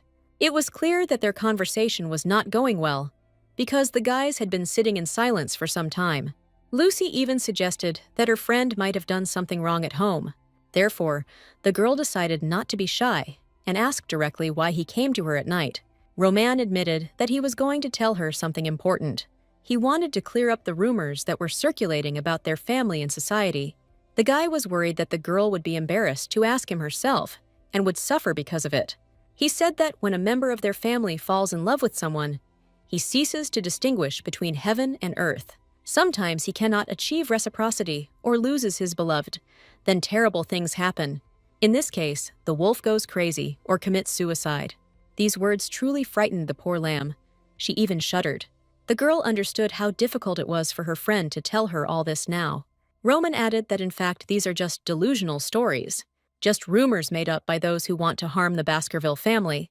That is why his father, who lost his mother, is said to be half crazy. His older brother has also been in a relationship for several years and is very happy. Lucy pressed her hands to her chest and said that she had not heard anything like that. Roman continued his story and added that he was not going to marry by agreement. He sincerely believed that bargaining for love was actually disgusting. He then turned to his girlfriend and asked what she thought about it. The guy silently looked at Lucy and waited for her to answer his question. The girl looked straight into her friend's eyes and agreed with his thoughts. In her family, immediately after her birth, relatives terminated the marriage agreement with her. Wolf Roman Baskerville was one of those who dream of marriage for love. The guy was very embarrassed by his story and thought it was a very boring story. But Lucy noticed that he also listened to her stories about what had accumulated. The girl stroked the wolf's head and said that she understood him. She understood that it was very difficult to be misunderstood because of her appearance or family. The girl doubted that this was the only reason why the guy decided to visit her at such a late hour. Besides, she was sick of supporting him in the same yard where she was going to leave him. Roman added that he is afraid of something else related to the girl he loves. He was worried that she might misunderstand everything because of all these rumors. In fact, he had a loved one, and the guy asked permission to talk about him. As soon as he opened his mouth, Lucy interrupted the guy and said that she would leave soon. The guy immediately stopped and asked what she meant by these words. He began asking the girl when she was leaving and where she was going. Moreover, he sincerely did not understand why this was happening so unexpectedly. Lucy told him that she had transferred to a public school in the province, which was very far away. Later, she did not understand why at that moment she behaved so cowardly with him. She apologized for not talking about it earlier and promised to come back for the holidays. The girl did it now because she didn't want to hear about her friend's love in the yard, where they were destined to part. After all, if a guy fell in love with someone, then he should have forgotten about her. Roman was worried that he didn't have time to tell Lucy about something because he didn't know that she would leave. The guy was upset that the sheep was talking about it just now. If the decision to leave had been made a long time ago, then she could have said so earlier. Lucy was ashamed of her action, so she sat in silence for a while. Then she said that she did not know why she did this, and that she was leaving only for a while. She is still Roman's friend, and nothing will change in their relationship because of this. The wolf was already upset, but after the words about his friend, he suddenly became even more upset. He realized that the girl was leaving her noble family because she wanted to live freely. He figured that before moving to a new school, she decided to use him to relieve her boredom a little. Lucy didn't understand what kind of nonsense he was talking about, but the wolf had already risen from his place. He wondered if Lucy thought even a little about him when she decided to leave. The girl tried to calm him down, but the young man did not want to be touched. He said that he did not understand his girlfriend at all and was completely confused. Lucy understood that it was entirely her fault, so she tried to stop Roman. But the younger Baskerville was very upset, so he turned around and rushed away. The girl screamed after him again and again, but the wolf cub did not stop. Only after this did Lucy realize that it was useless to call the guy. He left. The thought came into her head that he loved her, but the girl still couldn't believe it. She still thought it was impossible, but now she had lost the opportunity to know the answer, perhaps forever. It was already past 1 in the morning. Everything around was illuminated only by dim lanterns.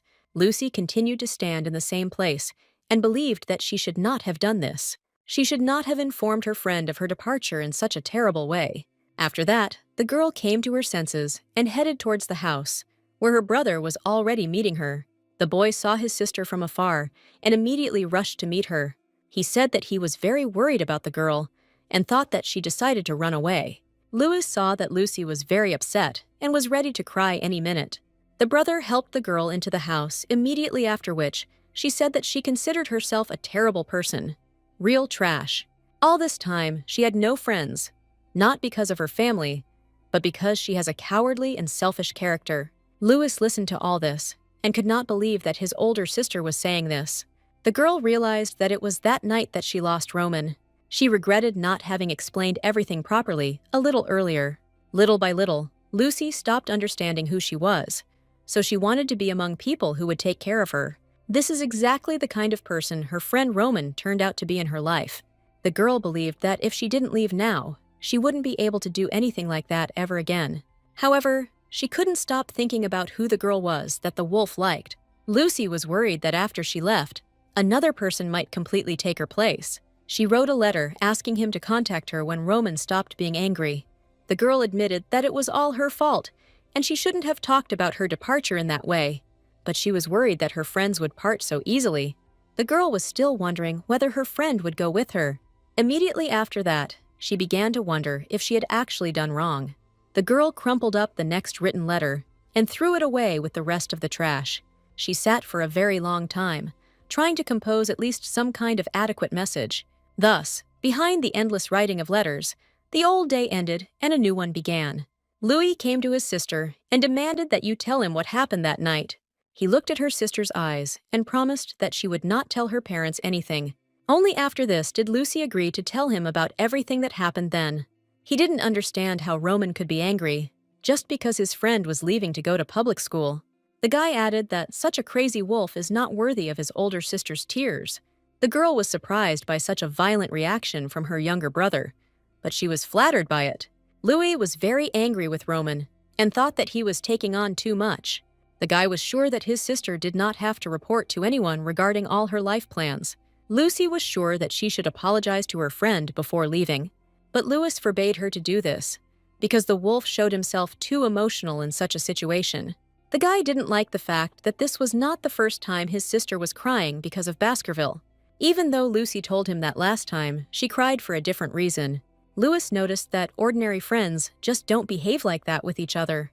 However, his words seemed to have no effect on Lucy's mood. The girl believed that it was all her fault. She was too sensitive and terribly tactless. The lion cub could not believe that his beloved sister spoke of herself like that. He didn't understand why, if the name Baskerville came up in a conversation, his sister immediately began to be so servile. The girl asked her brother not to be angry, but rather to tell her how to make peace with a friend if you quarreled. If it was a matter of winning or losing, then Lucy wanted to lose and end it. She later recalled that at that moment, she wanted to look into Roman's face and apologize to him. The girl was worried that the young wolf did not accept her messages.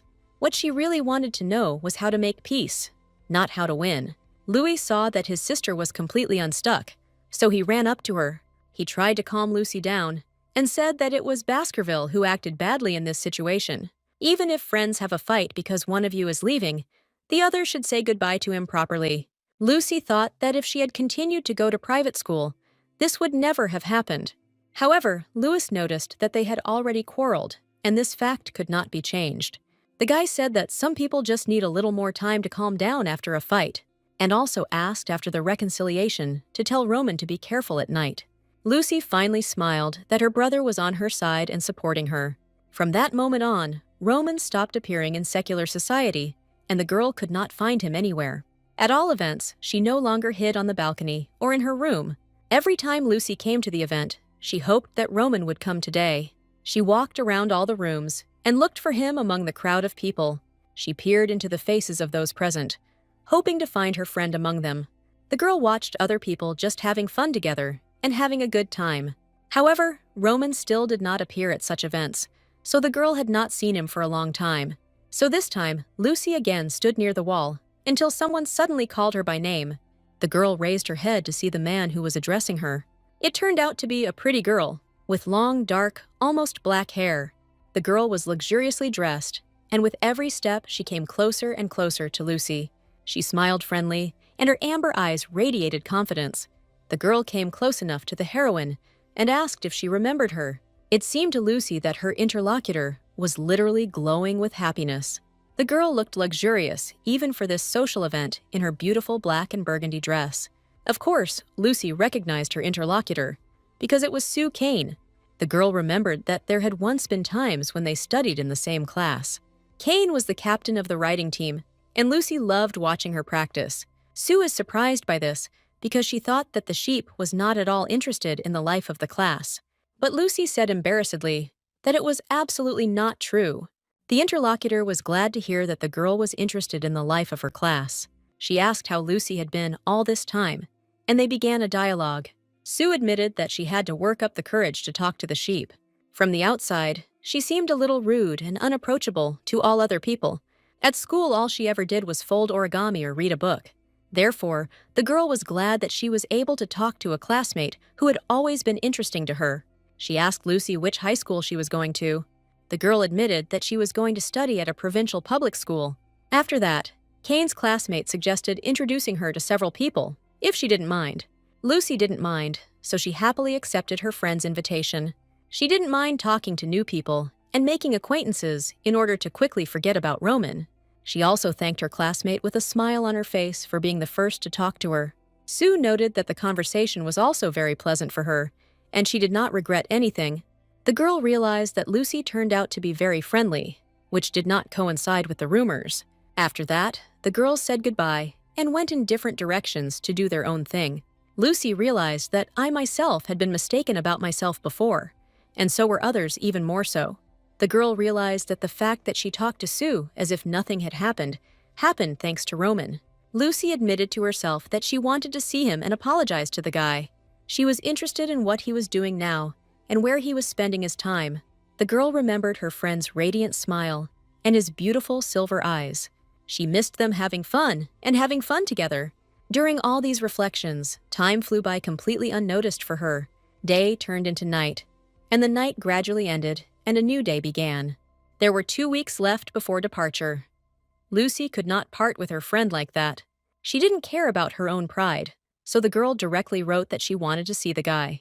He was the only one like him for her, and she was ready to wait for him in the garden. But apparently, she herself was not such an important person for Roman. After a while, evening came when another social reception was to be held.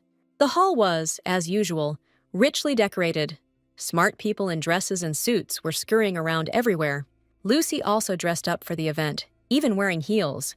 And now the girl was in a hurry somewhere, carrying a package and a letter in her hands. She saw Alexander Baskerville ahead and hurried straight towards him. The young man stood surrounded by other people, but drew attention to the girl. He politely asked forgiveness from his interlocutors and walked away for a minute. The wolf approached Lucy and noticed that he remembered his brother Roman's friend very well. The girl was incredibly happy that she had a chance to contact her friend. She clutched her letters in her hands and said that she was leaving in a few days. Therefore, she asked if Alexander would object to conveying a message to Roman.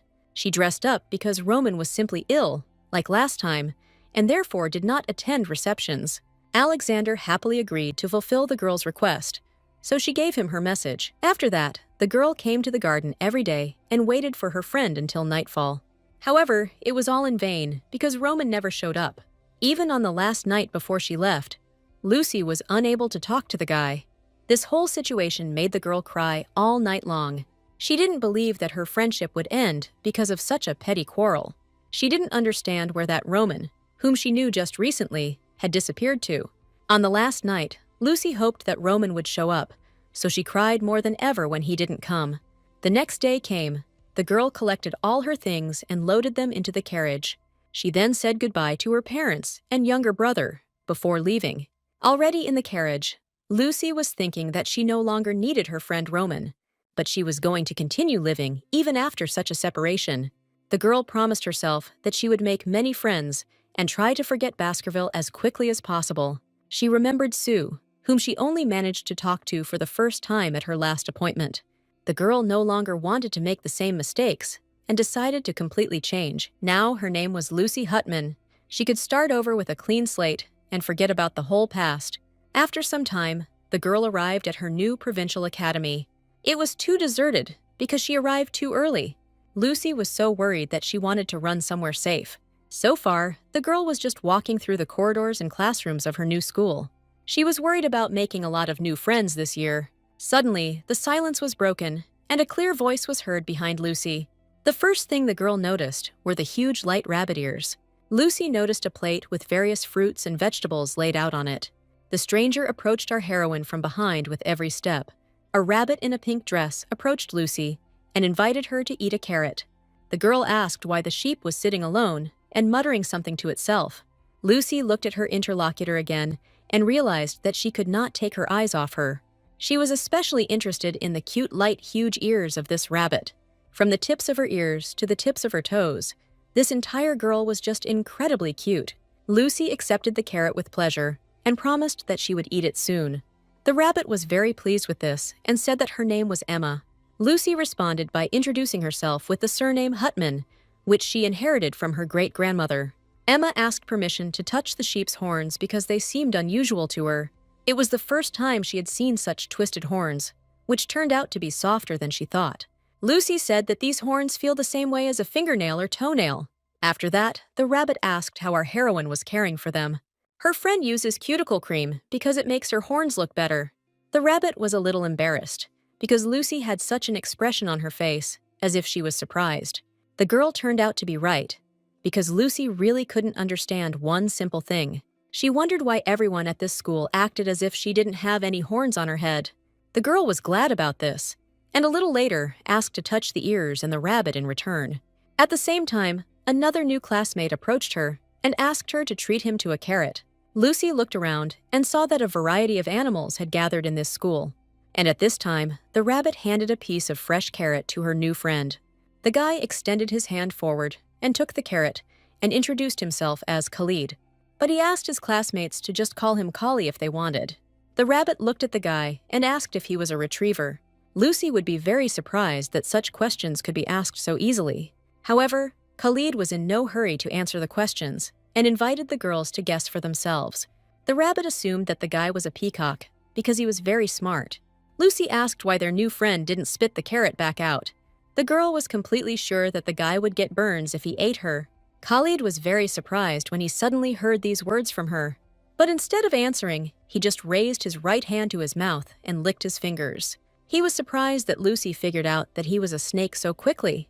The young man even thought that they had crossed paths before, but the girl said that she had come from afar. But the rabbit was angry because the guy meanly put something in his mouth that he couldn't even eat. Khalid noticed that with such an expression, the girl discriminates against snakes. He noticed that if he himself had said that the rabbit had 2 big ears, she would not have liked it. He turned out to be right, because the girl immediately ran up to him and grabbed him by the clothes. The guy immediately apologized and said that he had a moment of mental confusion. The rabbit advised the snake to use his brain when he was about to say something. It is not known how much longer the guys would argue, but at that moment, the door to their class fell off. It turned out to be a teacher who entered the classroom before the start of the lesson. The rabbit sat behind her and looked at the snake with a contemptuous look, wanting him to be a good boy. Lucy was surprised that a raccoon would teach their lessons. Only after this did the girl notice something strange that distinguished her new class from the previous ones. Unlike the previous private school, this one had a lot of different animals. There was even a guy who was a deer and wore huge, beautiful antlers on his head. This allowed Lucy to understand that she was not the only one at this school. For the first time in a long time, the girl was able to smile calmly and not think about sad moments. She looked out the window and thought that in this school, she was just a piece of an unusual landscape.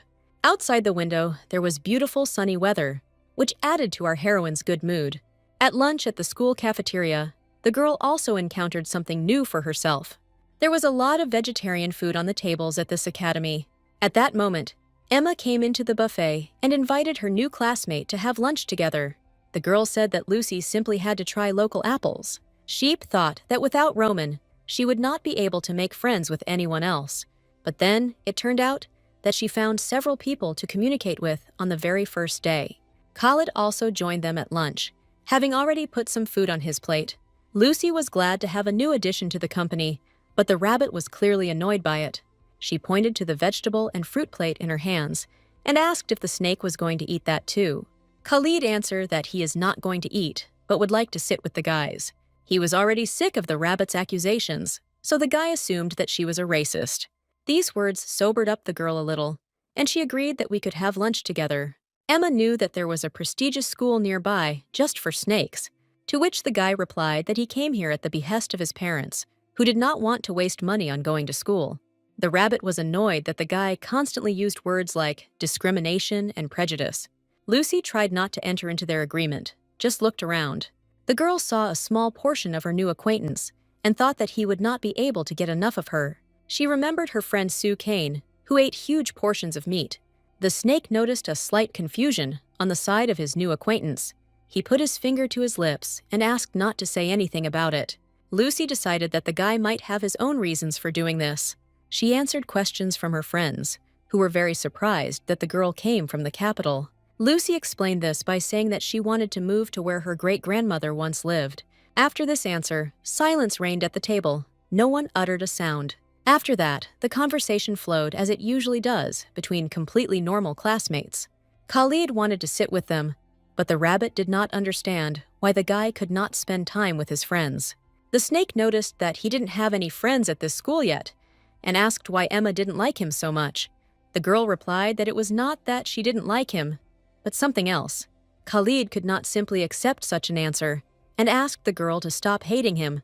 While they were arguing, Lucy decided to herself that she needed to make at least one friend with horns on her head.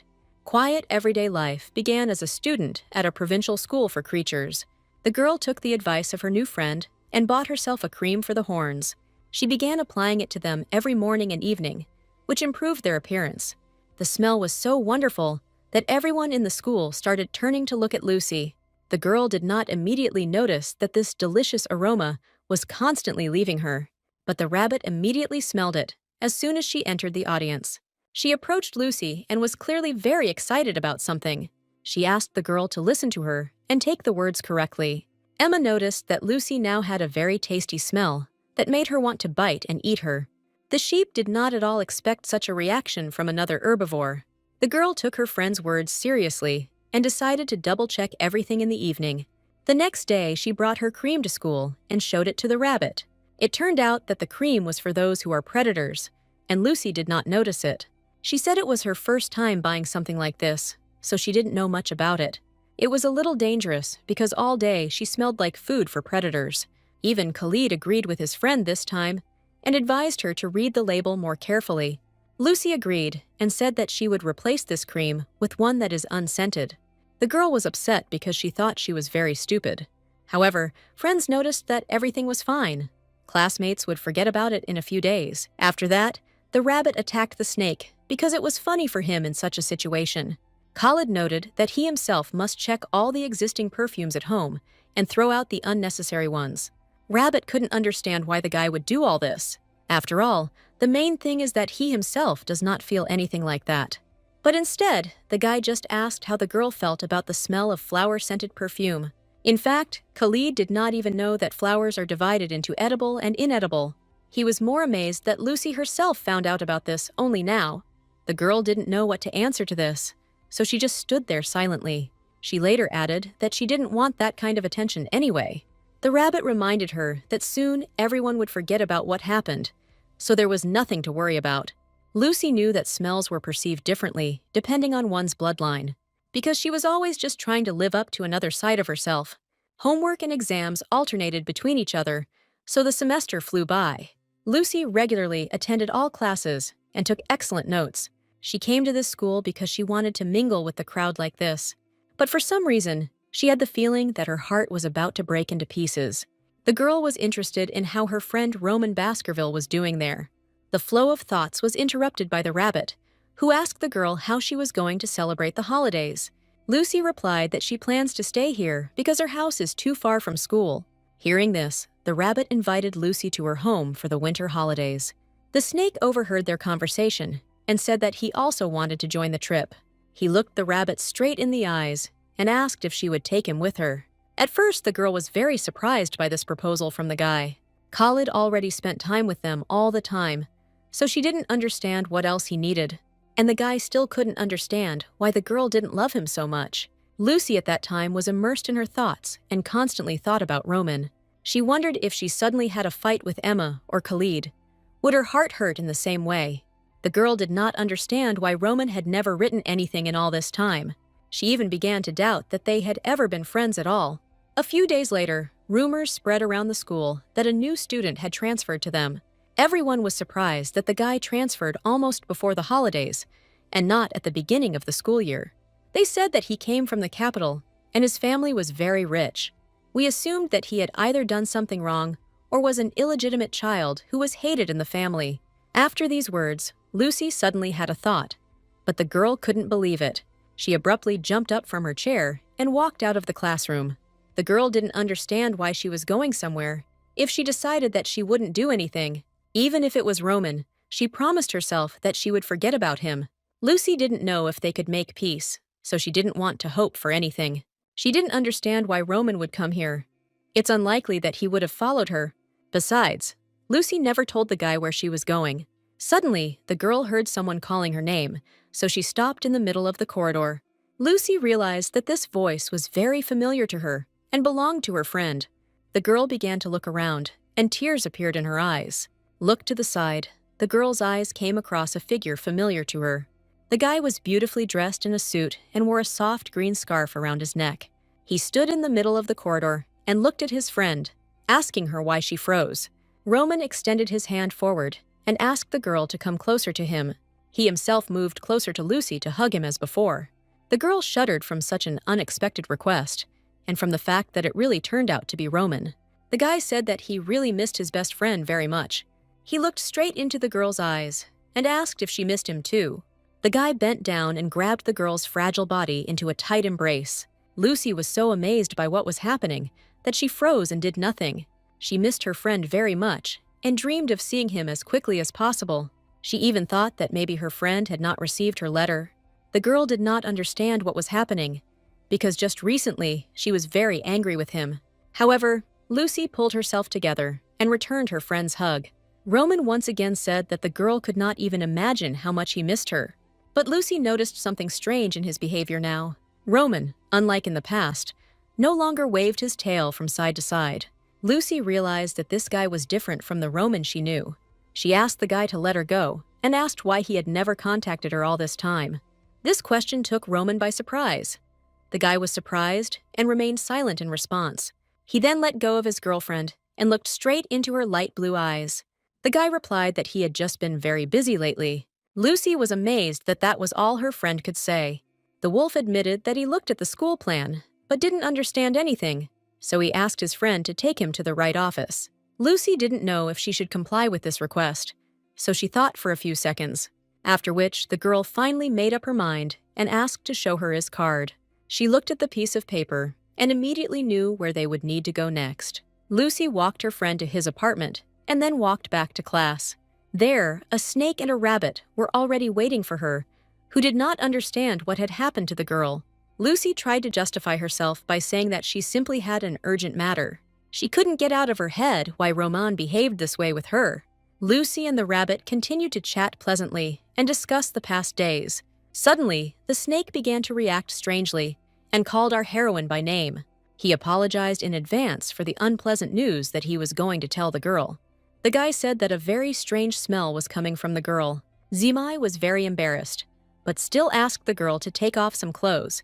The rabbit considered him a vile pervert and called him angrily. Lucy didn't understand why the guy suddenly changed so much and began to behave differently. Then Khalid suggested changing into at least a training suit. Lucy and the rabbit could no longer listen to these stories, so they decided to change clothes. The sheep walked away for a while and completely took off her old uniform and folded it flat. She herself wore a dark purple suit, which emphasized the color of her hair. Emma still didn't understand what had happened, why her friend had to change clothes. Lucy carefully folded her dress and put her things next to it. She grabbed the stack of old dress and brought it to her nose. The rabbit tried to find at least some smell, but it was still not there. She even suggested that the guy go to the hospital and check his sense of smell. However, Khalid was not going to let the rabbit keep her friend's smelly clothes. He grabbed the things and carried them as far away from the girls as possible. The guy put the dress down, then abruptly slammed it shut. Only after that did he tell the girl not to dare touch these clothes ever again. The rabbit thought that her friend had lost his mind, which is why he was acting so strangely. Khalid asked Lucy if she touched something strange when she went out. The girl replied that she didn't seem to touch anything unusual. Khalid noticed that it didn't feel like normal touching and asked if Lucy was seeing someone. The girl only replied that she had not met anyone during her short escape. The snake noticed that if the girl had not changed her clothes, she would not have been able to attend classes normally. Lucy immediately touched her tender horns, which she had been lubricating with cream for several days, and Khalid and Emma continued to argue as they did every day. I still couldn't understand what this sudden story with the smell was. The guy was clearly uncomfortable talking about this topic, so he tried to move the conversation to something else. Emma and Lucy were not very happy with this situation, and at this time, Khalid took advantage of the advice, sat down at the table, and grabbed his head with his hands. He suggested telling girls that they shouldn't do something, but he didn't explain it in any way, and Lucy again found herself in a situation where two friends were quarreling next to her. The girl was already used to this, so she didn't pay so much attention to their swearing. Instead, she remembered the meeting with Roman and did not understand why she lied. Several days have passed since that incident, and rumors about Roman have already spread throughout the school. People were discussing the fact that the guy hugged someone very tightly in the corridor on the very first day. Everyone around was sure that the guy had arrived at this school to see his girlfriend. They considered this a very romantic act and were on the guy's side. Lucy listened to all these conversations and couldn't help but worry about them. Khalid noticed that the girl was especially absent-minded today. He asked if the girl was really doing well, because she didn't look very good. The guy asked me to at least tell him what was happening to her. Lucy turned to the window and said that nothing unusual had happened. The girl was confused because she didn't know why Roman came to school. The sheep did not understand why Roman was so cold towards her. Lucy hoped that the guy would at least contact her with roses after their quarrel. The girl was very lost in her thoughts and did not notice the end of the lesson. Khalid suggested that his friend take a walk and get some air outside. Lucy really needed to come to her senses a little, so she agreed. The guys went outside, where the snake once again noticed that the girl was behaving strangely. Lucy wondered if she really still had that strange smell. She was very interested in what exactly that smell was. Khalid immediately imagined a huge gray wolf, which he associated with this scent. The guy said the smell was just a little dangerous, but didn't go into detail. Lucy didn't really like her new friend's vague answer. She saw that the guy seemed to want to tell her something, but did not dare. He said to be sure to turn to him for help if someone offends her. At this moment, a rabbit just ran up to them and said that it was time for lunch. The guys realized that they should head to the dining room if they wanted to have time to eat something. For lunch, they had a standard portion of vegetables and fruits with various drinks. Lucy had no appetite at all, and her head was a complete mess because of Roman. The girl was sitting in the dining room when suddenly the guy appeared there, accompanied by other people. Lucy immediately noticed him and began to follow the guy with her eyes. It seemed to her that now he began to look even more mature than before. The snake looked at Roman and asked if this was the famous Baskerville. Emma noticed that the guy was very handsome, and it was impossible not to pay attention to him. After this, the rabbit and the snake began to argue about how the wolf seemed to them from the outside. Lucy, as usual, did not participate in the conversation, but simply looked at Roman. Just at that moment, the wolf turned away from his conversation with his friends and looked at Lucy. The girl noticed that her gazes crossed and looked away first. However, Roman was not going to let her go just like that this time. He said a few words to his friend and headed towards our friend's table. Emma was horrified because the guy was looking at her and walking towards them.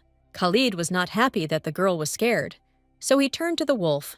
However, the guys did not at all expect that Baskerville would approach them and call Lucy's name. The girl also didn't expect the guy to address her so openly. Roman, meanwhile, asked the girl for permission to have lunch together after all this time. Lucy immediately realized that her quiet school life was over. The girl had already noticed these curious glances directed at her. Roman did not notice anything around him and asked permission to join the group of friends at the table. Lucy didn't understand why the guy started acting this way, even though he was cold at first. The rabbit noticed how strangely her new friend reacted to this wolf. The girl immediately guessed that the guys knew each other and were very close. She jumped up from her seat and began to lift the kite from its place. Emma pretended that they urgently needed to talk about something in private. Roman watched the two leave with his eyes and then turned to the people. He realized that these guys were very close to his girlfriend at the new school. After they left, the wolf calmly sat down in the vacant seat at the table. Roman looked at Lucy and asked if she was friends with that snake. The guy was worried that it might be dangerous because Khalid was too big. He thought that the snake could become king among the herbivores who went to this school. Roman said that recently he has been following a vegan diet, so he will eat vegetables and fruits. Lucy also noticed that he had grown 25 centimeters taller since their last meeting. Previously, they had not had the opportunity to talk, So Roman asked his friend how she was doing. Then he added that everything in his life had been far from good lately. Lucy was very surprised by this answer, because she did not expect this from Roman at all. However, the guy did not want to develop this topic further, so he asked about the sheep's friends. Then he again mentioned how bad his life was, without his girlfriend, and how much he missed her. This infuriated Lucy, because he was the one who did not want to meet her and avoided her. Roman admitted that he read the letter to the girl, which is why he came here. And he also found this scarf in the envelope as a message, so now he wears it all the time. The guy was afraid that without the scarf, the girl wouldn't recognize him, because he had changed a lot lately. He sincerely believed that the girl wanted to forget him as quickly as possible, so she might not remember. Lucy looked at her friend and did not understand why he was talking such nonsense. The guy was sure that the girl had left him and gone to this provincial school. The sheep was unhappy that the guy allowed himself to talk to her in such a tone. Before leaving, she told him that it would only be a change in the physical distance between them. However, this was not true, because the girl wanted to get rid of all signs of her past life. She wanted to throw away everything, including her last name, and live calmly and safely without any teachings. Lucy still couldn't understand why her friend was even saying all this. She herself understood that even if she decided to throw everyone out, Roman would be an exception. In addition, right before leaving, Roman admitted that he liked someone. The girl noticed that it was Baskerville who had not written to her for several months. She still remembered that last evening, and the number of tears she cried. "I wanted to tell you that I spent every evening in the park, but I didn't have time." Roman looked straight into the girl's eyes and said that he missed her.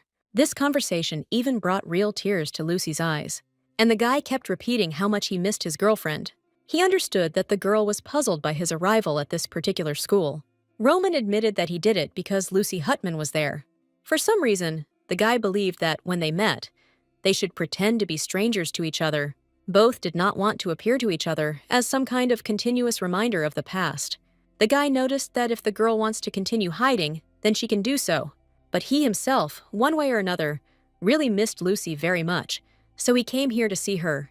The girl, as usual in such situations, simply sat on a chair and did not understand what to do next. Roman got up from the table and headed towards the exit, and Lucy looked once again at the retreating silhouette of a wolf in the distance. The guy turned away, but Lucy managed to think that she had caused him a lot of pain.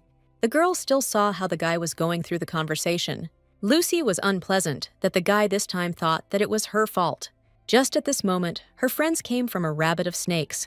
The guys immediately noticed that the girl's eyes were wet, as if she had just cried. The snake immediately guessed that the wolf Baskerville had come to visit her. She said that she accidentally ran into him in the school hallway. Khalid looked straight into our heroine's eyes, trying to find the right option. The girl also attacked him with her gaze, but still could not bear so much. Several more days passed, mostly discussing Roman and his girlfriend. Lucy still didn't understand how to behave with the snake. The guy asked if the wolf was the sheep's lover, but Lucy answered in the negative. The girl said that the wolf was just a friend, although they had not hugged often before. Khalid told the girl that friends of the opposite sex usually don't do that. In addition, he noticed that you do not necessarily interact with him if they do not meet. Before I could tell the most important thing, Emma entered the room. Khalid and Lucy were immediately forced to interrupt their dialogue. The snake came to his senses first and waved friendly to the girl, beckoning her to come to him. Emma came closer, and they again began to argue about all sorts of topics, like real friends. Lucy was glad that the girl had appeared, because in this case, the snake would leave her behind. Only now did the sheep realize that Roman did not consider their relationship to be friendly at all. Lucy decided for herself that she must resolve this misunderstanding as soon as possible. Time flew by quickly, and real autumn had already arrived outside the window. The girl decided for herself that today she must sort out all the misunderstandings. From the very morning, she was as decisive as possible about her actions. Loudly clicking her heels, Lucy headed to the next class. The girl just walked in and immediately from the doorway demanded to show her where Roman Baskerville was. The guy was standing right in the center of the room, talking to some other girl. He noticed that Lucy came to him and wanted to talk about something very important. This time, the girl decided not to hold back and say everything loudly and clearly, without taking into account the opinions of others. The first thing she noticed was that Roman missed her as much as she missed him. although the girl was sure that the guy was even more bored than she was. People in the class, of course, heard their conversation and already began to whisper.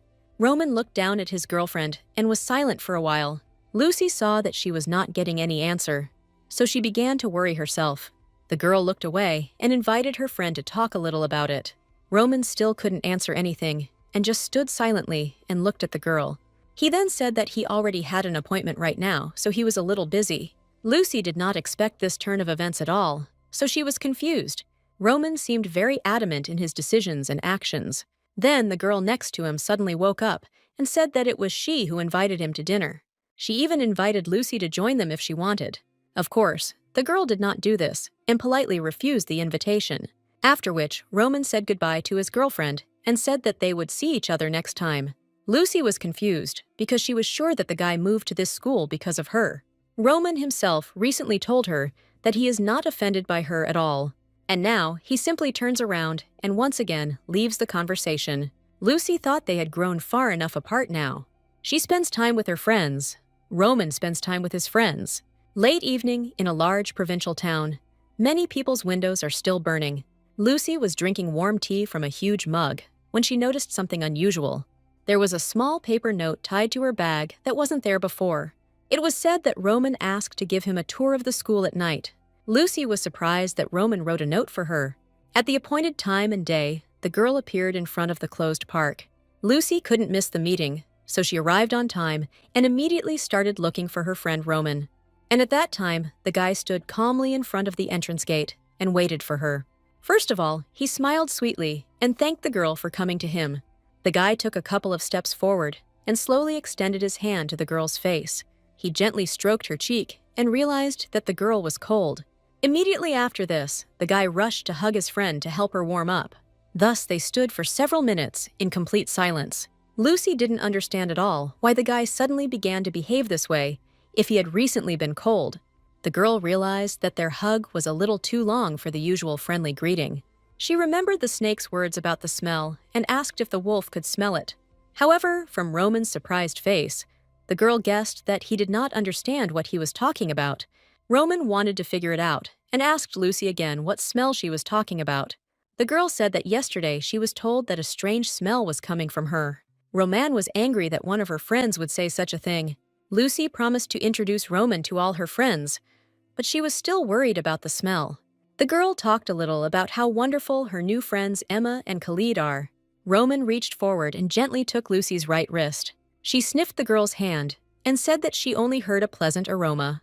The guy decided that the snake simply decided to play a trick on the girl and deceived her. And the guy also noticed that if he were in the snake's place, he wouldn't joke with the girl like that. What worried Lucy at that moment was that her friend's tail was motionless. I didn't understand why this was happening, because before he had never found a place for himself. The sheep removed her hand from the wolf's hands and added that the snake was not such a bad person. Even if he likes to joke, he will never try to offend anyone. The guys walked leisurely around the park and talked about various abstract topics. Lucy noticed that her friend looked like a completely different person, which interested him. The girl admitted that after a while, the guy began to seem a little stranger to her. However, Roman noticed that he was still the same as before. Lucy looked at her friend under the night sky and couldn't take her eyes off him. She wondered why he asked to give him a tour of the school at night. Roman generally continued to talk about the fact that Khalid is a bad guy. Roman asked how the sheep managed to make friends with this wolf. Lucy replied that she was just lucky because both Emma and Khalid spoke to her first. The sheep asked Roman how his day was, why he didn't ask that girl to show him the school. The guy replied that he just got bored with her, and that's why he didn't do it. Lucy is glad that her best friend decided to ask her for the excursion. However, the girl was still fiddling with her fingers because of her excitement. This touched Roman a little, who watched the girl closely. He covered her hands with his palm and noticed that the sheep was all cold. He promised to walk the girl home when she left. This proposal surprised Lucy very much, but she was pleased with his concern. Today was a very cloudless night, and there was a full moon in the night sky. Roman said that in fact, a lot happened to him during Lucy's absence. The girl was ready to hear this story in full, so at first she was scared.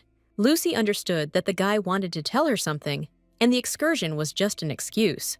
The girl called him a very wonderful friend, It was clear from Roman's face that this word again caused him a lot of pain. With an expression of some despair, the guy said that they were really best friends.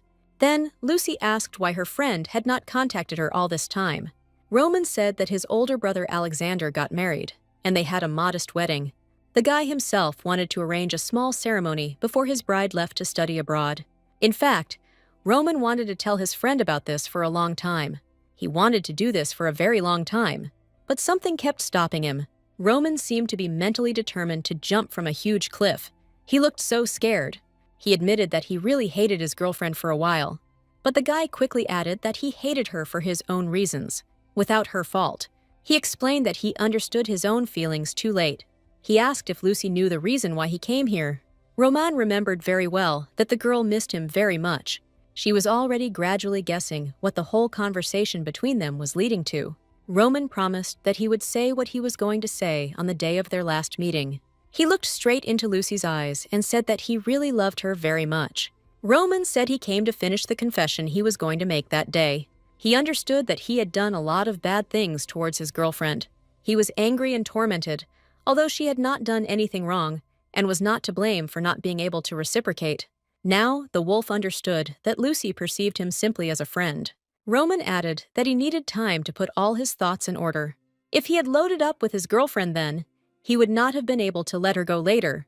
Roman was sure that he would ask the girl not to leave him and not to go anywhere. That's why he came to apologize, because Lucy shouldn't lose her precious friend. Now everything was okay, because the wolf no longer had such thoughts when he offended the girl. Now he too only saw her as a friend and not as his love interest. The wolf admitted that he could now become a true friend for the girl. He looked into her eyes and asked if she missed him. He also asked if he could still call himself her close friend. Lucy replied that she completely agreed with everything he just told her. The wolf felt as if a weight had been lifted from his shoulders, and the guy hugged his girlfriend.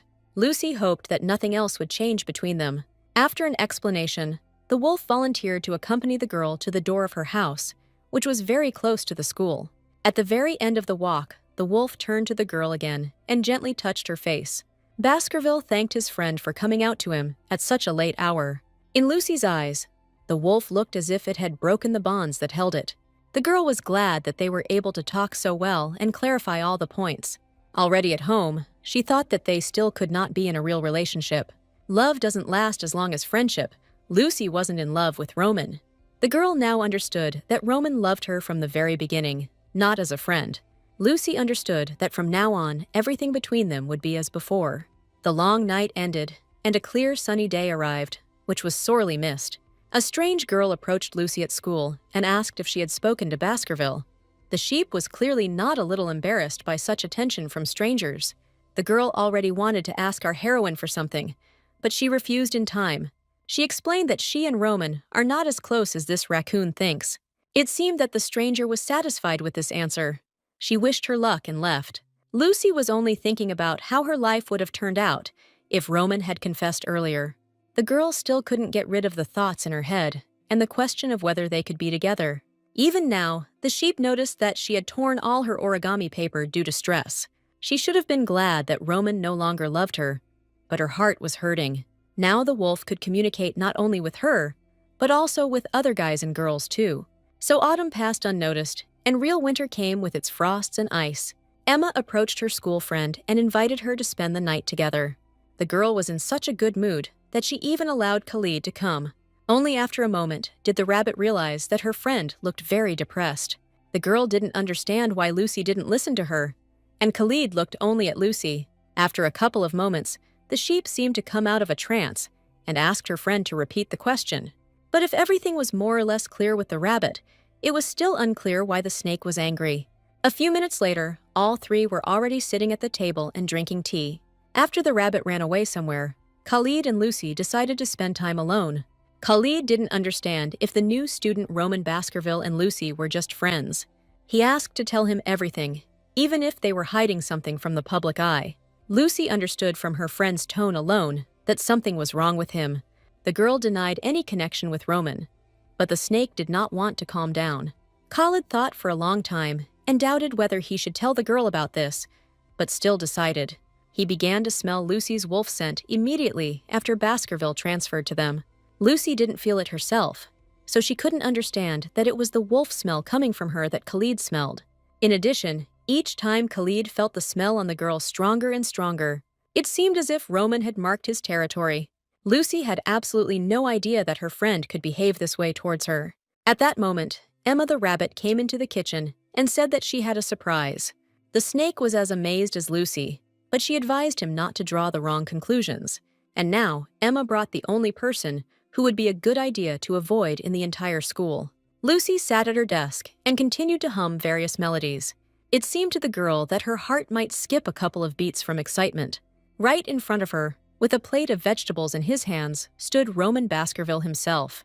The guy smiled happily and asked if he could join them. In turn, Lucy could not believe that he was specifically marking her. Emma saw the confusion on her friends' faces and misinterpreted it.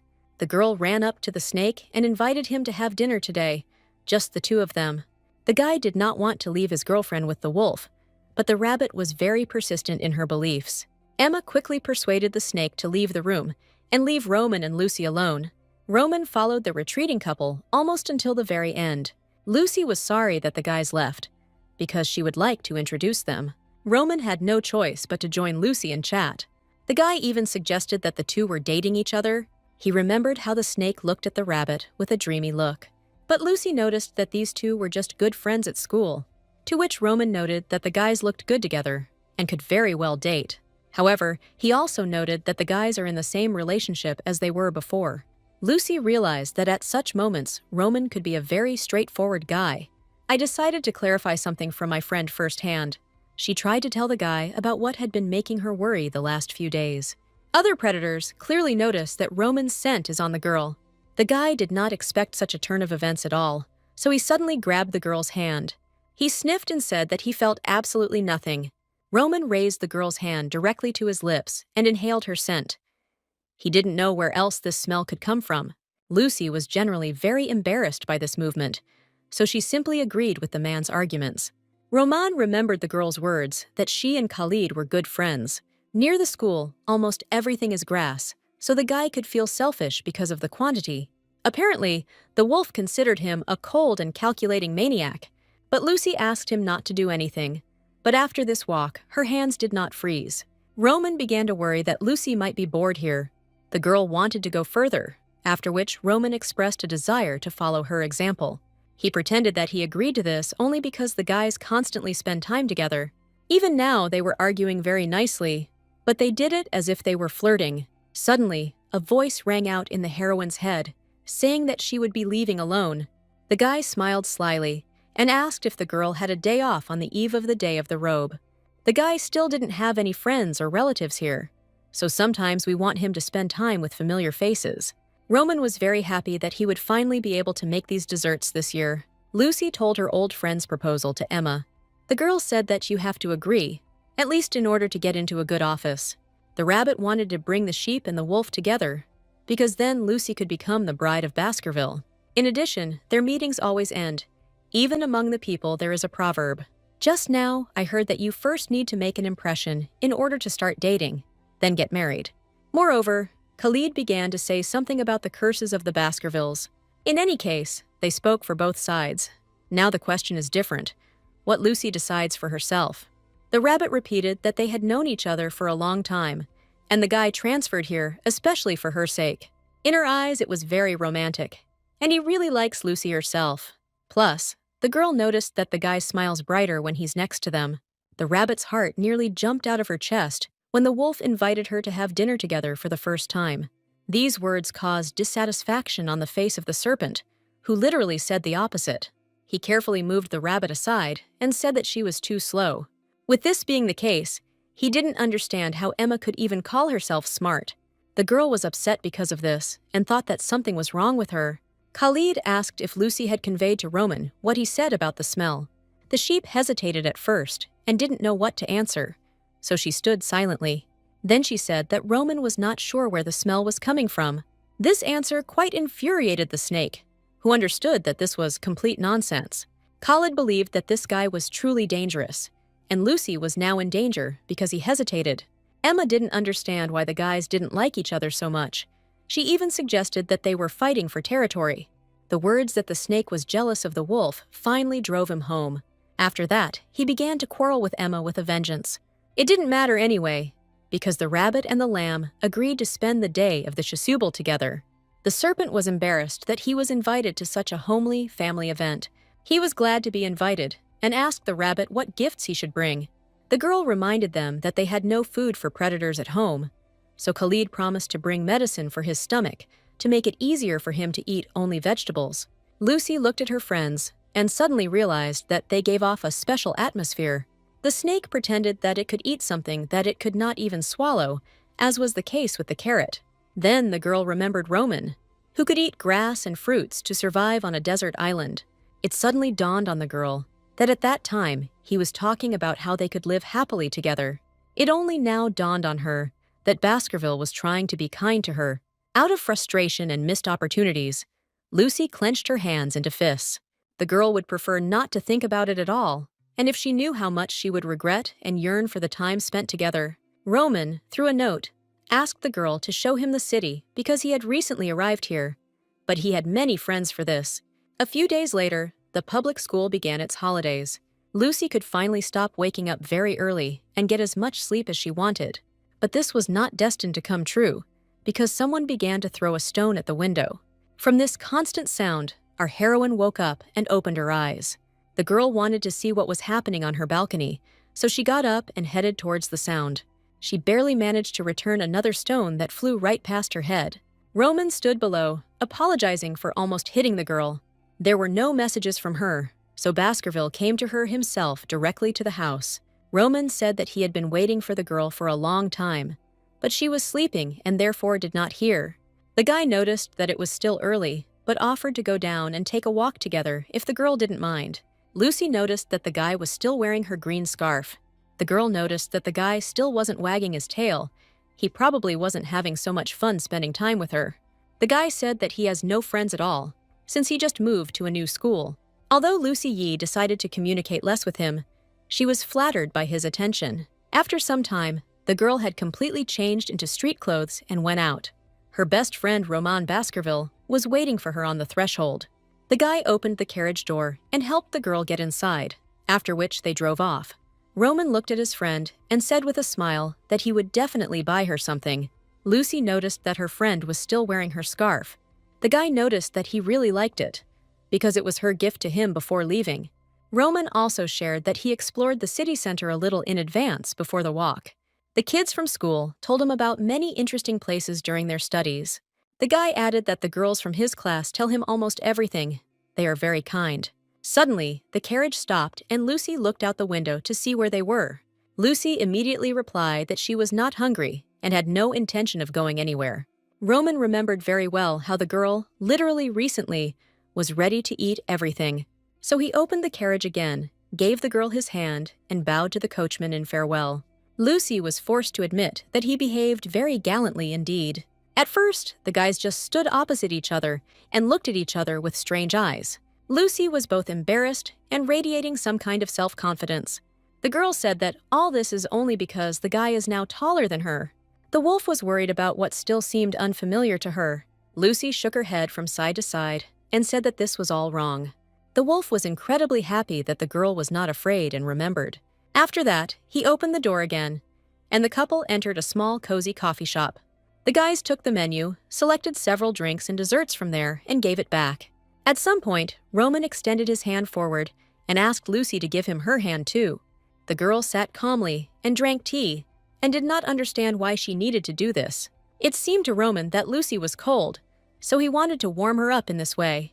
Lucy heard that sheep stay away from each other in winter, but in summer they huddle closer to each other. The guy asked why the girl didn't go home during these holidays, and if she wanted to stay away from him. The sheep blamed everything on the fact that the holidays were too short, and she needed to prepare for the next semester. Roman was happy about this, but Lucy understood that this was not the main reason.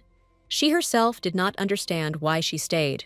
While the guys were talking, they had already been brought a ready-made stack of delicious pancakes, topped with maple syrup and berries. Lucy was drinking tea, and Roman volunteered to cut pancakes for her, so the atmosphere was reminiscent of a date. The wolf promised to accompany the girl everywhere if she wanted to, of course. He himself planned to begin by adapting to the local environment. For example, tomorrow he was invited home by a classmate. Lucy was very curious about this classmate, but she had no right to ask this. The next day, and then the day after that, there were no messages from Roman. Lucy Hutman hated that everyone wanted to date Roman Baskerville. She couldn't think about anything like that at all, because she was jealous of him. Lucy admitted to herself that she wanted Roman to be just for her. The girl definitely wanted to get rid of this terrible feeling. She wanted to open her soul to someone, like Emma, but she would not be able to understand the feelings she was experiencing. There was another option, Khalid, who may have known what those feelings were. He was also a predator, so Lucy was more inclined to talk to him. Finally, after a few days, the holiday in honor of Reese's Day arrived. On the street, everything was completely decorated for various types of fairs and performances by artists. Of course, Lucy went to celebrate this holiday in the company of her friend Roman, and now the young man offered to win a toy for her in the next competition. Here it was necessary to shoot down the desired toy using a special weapon. Roman was quite accurate, so he knocked down 2 toys with the first shot. Lucy was pleasantly impressed that her friend turned out to be a pretty athletic guy. They decided to take a wolf toy as a prize, and Roman immediately gave it to Lucy. The girl was a little embarrassed. She thought that she should have gone with Emma. Roman noticed that the girl was very pale, so he asked if she was okay. To this, the sheep replied that she was just a little dizzy. The next second, I noticed the guy extending his huge hand towards her. The young man touched the girl's forehead and immediately understood what was going on. She developed a fever, so Roman suggested leaving immediately and going home. Already sitting in the carriage, Lucy apologized for ruining her friend's visit to the holiday. The guy wasn't particularly worried, because initially he wasn't really looking forward to this day. These words hurt Lucy a little, because now her friend was no longer looking forward to the moment when he could spend time with her. These thoughts made her feel uneasy. The girl clasped her hands in her lap. After some time, the coachman drove up to Lucy's house and stopped in front of the front door. Roman accompanied his friend and asked her to be sure to let him know if she suddenly got worse. In parting, he carefully placed his hand on her head and checked her temperature again. After this walk, Lucy finally decided that it would be better for her to stay away from Roman. At home, she placed the toy he had given her in the most prominent place in the center of the closet. And then the girl threw herself on the bed and buried her face in the sheet. Jealousy itself was very tiresome, but Lucy became more and more bored. When she is next to Roman, she is overcome by warm thoughts, because Roman has not done anything wrong. And this meant that she herself did the wrong thing by running away from his feelings once. Suddenly, there was a knock on the door. Someone wanted to go inside. The girl tried to stop crying and went to open the door for her visitor. Lucy did not at all expect that her classmate Khalid would be standing on the threshold of her house. The guy apologized for the late visit and asked the girl for help, which she could not refuse him. Initially, the friend went to visit Emma, but then ran away. Emma was also supposed to visit Lucy soon. The snake looked into the sheep's eyes and said that he had confessed his feelings to Emma. Lucy was very surprised by this fact, because she had not at all counted on such a turn of events. Khalid was very upset because he had done this and was now worried. Now all he asked Lucy was to say that he was a good person in every sense. It was not difficult, so Lucy immediately said, syllable by syllable, that Khalid is a good person. He was very pleased to hear this, but the guy asked to say this not to him, but to Emma. The rabbit herself knew this very well, but the guy hoped that the sheep would help them connect.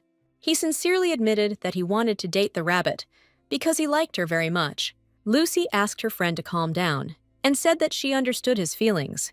The guy admitted that he liked the girl literally at first sight, but she turned out to be not very smart in love affairs, and he especially liked her cute, soft white ears, which he dreams of touching. At the beginning, he had no idea that he would fall head over heels in love with a girl, but it happened. In any case, he is a very good person, so he promised to be very caring towards the rabbit. However, the girl herself was very cowardly, which is why he needed the help of their mutual friend. Lucy was flattered that for someone she had become someone they could rely on. In exchange for help, the snake promised to do whatever the girl wanted. The guy added that she could ask him for anything, even consider him her slave. After this, Lucy finally agreed and asked how she could help her friend.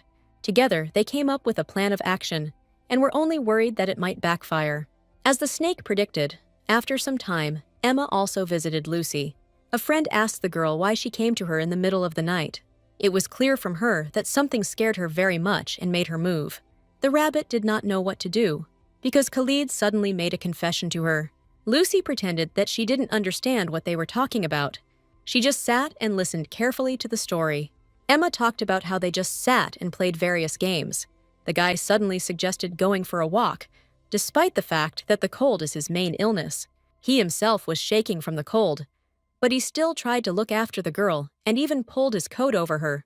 Why did he suddenly say that he wanted to date her, which sounded like complete nonsense? Lucy laughed and said that even she could see how the guy was breathing unevenly towards the rabbit. Emma was worried that he was a snake. They were completely different from head to toe. The girl was also worried that until that moment, the three of them had been just great friends. Lucy saw that the girl was not saying something and was sitting embarrassed and silent opposite her. The sheep remembered that on the very first day, Roman also suggested that they were a couple. He then said that the two would make a great couple because they get along well. Only now did the girl understand what he meant by these words then. The rabbit at this time reached the point that she wanted to scold the guy for confessing without warning. Although Lucy knew very well that the guy had repeatedly dropped hints to the rabbit, she simply did not notice them. And she also didn't understand how you could fall in love at first sight, without even knowing what kind of person she was. Khalid said that he liked the rabbit for no reason, but she believed that he fell in love with the fantasies he created. Lucy believed that whether it was ears or horns, their tail, people could fall in love with even one such little thing. Someone could love her for her beautiful and soft horns on her head, which distinguished her from the rest. Just like Roman's tail was special to her because he reacted happily to her every time. Emma's rabbit ears had the same meaning for the snake, so Lucy was interested in what the girl answered him. After all, they got along well all this time. Didn't she really develop any feelings for him? Emma didn't quite understand what she was talking about, but decided to listen. Lucy assumed that the girl was afraid that their friendship would suffer because of the situation. It was a little strange sometimes, but the girl has a pretty cute face. The sheep continued to think about the rabbit and the snake and reflected on their common future. However, suddenly, Roman and their future together appeared in her fantasies. The girl shook her head from side to side to quickly drive away these visions. Meanwhile, Emma said that it wasn't that she didn't like Khalid. The thing was, she had never thought of him in that way. Emma asked Lucy herself the same question, but the girl had never thought about the guy in this way. This is why the rabbit was so scared to decide anything, because she simply never thought about it. She didn't understand how such an idiot like her could please a cheerful, smart snake. To be completely honest, sometimes he even seemed a little cute to her. But they were just friends. Although she knew that the guy was a little more sensitive to her than to other people, Lucy realized that now Emma, just like she herself in the past, is tossing between friendship and love. The rabbit thought that he was behaving this way simply because they were good friends. But it turned out that this was not so. And yet she was the last one who wanted to believe that it was about their friendship. Both girls at this stage of their lives were still learning the difference between friendship and love. Emma didn't know what to do if she suddenly felt awkward communicating with the guy. She wanted the three of them to continue to be friends. Lucy calmed the girl down and said that everything would be okay with them. Emma hoped that the girl was right, and at the same time asked if she herself had found herself in such a situation. The question was extremely important, so the girl almost gave away her secret, but still caught herself in time and said that she had never been in such a situation. Emma was also worried that if they started dating, it was unknown how long it would last. The girl dreamed of turning back time so that the incident that happened today would simply disappear. Lucy noticed that if the rabbit did not answer the guy, then their relationship would only become more awkward. Emma thought about stopping communicating with the guy altogether and being friends with just the two of them. Then Lucy asked the rabbit to close her eyes and imagine that she was holding Khalid's hand. Emma didn't even understand how she could get goosebumps because of some kind of fantasy. Then the girl advised her friend to imagine that they were kissing, but neither of them had such experience. In this case, Lucy advised to imagine that the snakes were kissing any other girl.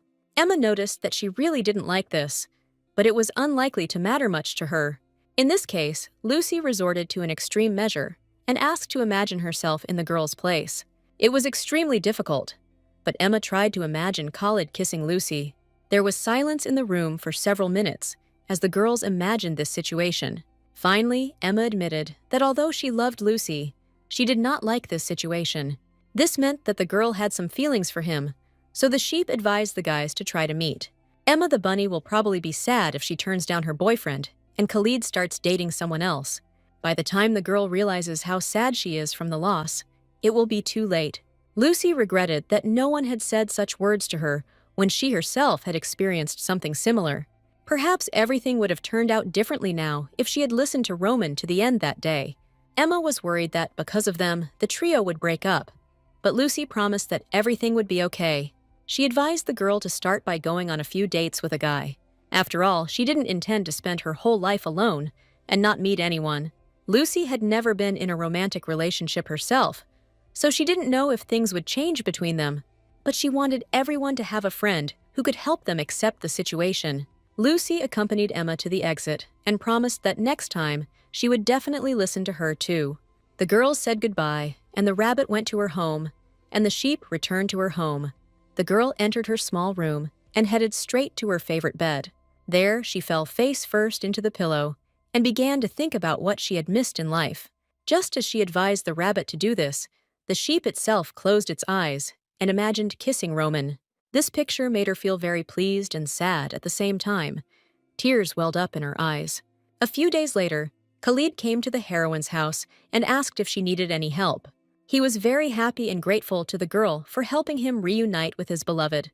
He really liked calling Emma his lover, so he repeated it over and over again. The guy even apologized for being too cheerful and laughing too much. In any case, he just wanted his girlfriend to know about it first, and also promised to keep his word. Lucy remembered that he promised to do whatever she wanted if the girl helped him. He said that yesterday because the sheep is his friend, and at the same time the friend of the one he loves. Lucy has helped him in matters of the heart, so she can ask him for any favor whenever she wants. The girl promised to definitely think about it, but for now the guys decided to go their separate ways. The sheep was very happy that she could help her friends pair up. However, after her friend left, the girl realized that although she was surrounded by those she loved, she still felt lonely. Although perhaps it was more a feeling of solitude than loneliness, Lucy still didn't feel very well, so she decided not to go out and rest until the end of the holidays. The girl lay down on the bed and decided to take a quiet nap in order to recover quickly. In any case, even if she needs someone now, she still cannot replace that one with someone else. She didn't really know what she was looking for when she came here, or on the contrary, she wanted to throw something away. Now the girl's whole body ached. She thought that it would have been better if she had not met Roman. She was sick, so she fell asleep quite quickly and did not hear anything that was happening around her. That's why she missed someone throwing something at her window and breaking the glass. The next morning, the girl woke up and realized that she had caught a cold. She looked at her chest of drawers and was surprised that the wolf was standing right in the center, although she didn't seem to put him there. Then the girl saw that her bedroom window was broken. Because of the wind, it was very cold in her room, so it was necessary to quickly resolve the issue with the window. The girl even thought that she needed to return home. Then she would not catch a cold. Lucy made herself some tea to warm up after sleeping with the window open. As soon as she relaxed for a minute, the girl also began to imagine how she was kissing Roman again. Lucy didn't understand what was happening to her lately and what she should do next. To begin with, the girl decided to deal with the window, which she had already covered with rags. She clearly remembered closing the window, so she didn't understand why it cracked. Suddenly, a searing pain shot through her left leg as she moved around the room. Lucy looked down and saw that it was a shard of glass being driven into her leg. The girl carefully leaned down and tried to carefully take out a piece of glass. It was still very painful, and her foot started bleeding. The first thing she needs to do is stop the bleeding and wrap her wound with a bandage. However, no matter how much Lucy tried to do this, the blood still did not stop flowing. The girl had already begun to fall into despair due to the fact that the bleeding did not stop. She was afraid that the worst had happened and that the shrapnel had hit some major artery. Due to blood loss and stress, Lucy began to feel dizzy and needed to urgently call someone for help. Luckily, Emma was nearby and ran to help her friend. First, she just needs to provide first aid. So the rabbit asked the girl to close her eyes and be patient. Her hands were shaking with fear when Emma the rabbit unwound the old bandage, which was all soaked in blood. After this, the girl washed the wound with clean water and removed small fragments. It was very painful, but Lucy stood strong and endured it all. Rabbit suggested that the wound might be too deep and suggested going to the hospital. Usually they go there with serious cases, but Emma believed that this was exactly what her friend needed. She carefully wrapped her leg in a fresh bandage and literally begged Lucy to go to the hospital with her. The sheep said that she woke up in the morning and saw that the window had broken, and then she accidentally cut herself on it. The rabbit did not understand how the window could break on its own. Someone was clearly to blame for this. She even yelled at her friend and told her to be more careful. Lucy decided to change the subject and asked how her date with Khalid went. The rabbit began her story by saying that yesterday they met early in the morning. However, at first, she did not understand at all how to behave with him. It was very strange for her to see him as a boyfriend and not as a friend. Therefore, first of all, the girl suggested that her boyfriend try to kiss. After the kiss, they both did not feel such enormous awkwardness from the first date. Lucy sat simply in shock at the rapid development of her friends' relationships. The rabbit saw her friend's reaction and began to worry that everything had gone strange. Lucy got goosebumps from such speed, and the girls understood why the guy smiled so much yesterday. To reassure her friend, she compared their kiss to trying something in a store before buying it. Such an action was very rational, and in any case, the guys had already done this. Lucy could tell from the rabbit's face that they both liked this kiss. Emma didn't understand how to explain it, but it was enough for her that she just liked it. The girl looked at her friend and asked why she had such a lost look. She stroked the sheep on the cheek and promised that their friendship would not change. They would communicate as before. After that, Lucy calmed down, and they continued to chat about their last date. Suddenly, the calm conversation between two friends was interrupted by a knock on the door from the street.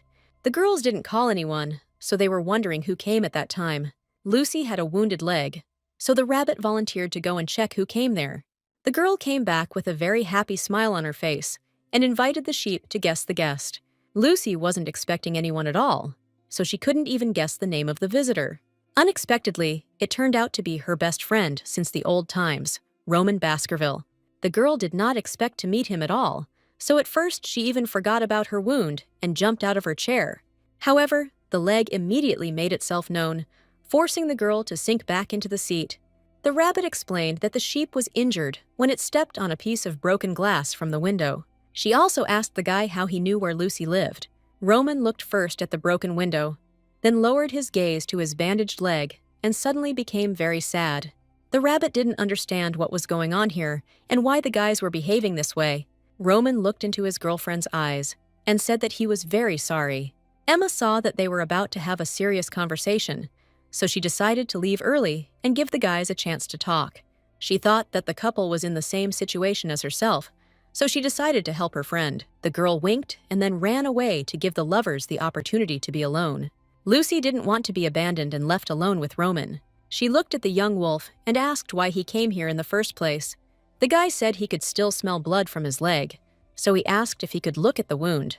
After the girl's permission, he carefully picked her up and carried her towards the exit. Lucy tried to convince him that she would go to the hospital herself if necessary.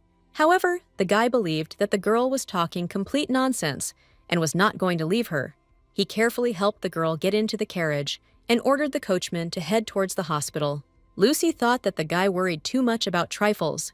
However, Roman admitted that it was he who broke that window in her room. It seemed to him that the girl was sick, so when he passed by, he lightly tossed a stone. He hoped in this way to call the girl to the balcony, like last time. However, he miscalculated his strength and accidentally broke it, but was going to tell him everything. Yesterday, he came to Lucy's house because he was worried about her and her health. In this case, Lucy decided to accept payment for the broken window and for the hospital bills too. Roman even advised me to tell my parents about him, but the girl said that everything happened by accident. She wasn't mad at her friend at all, because nothing serious had happened.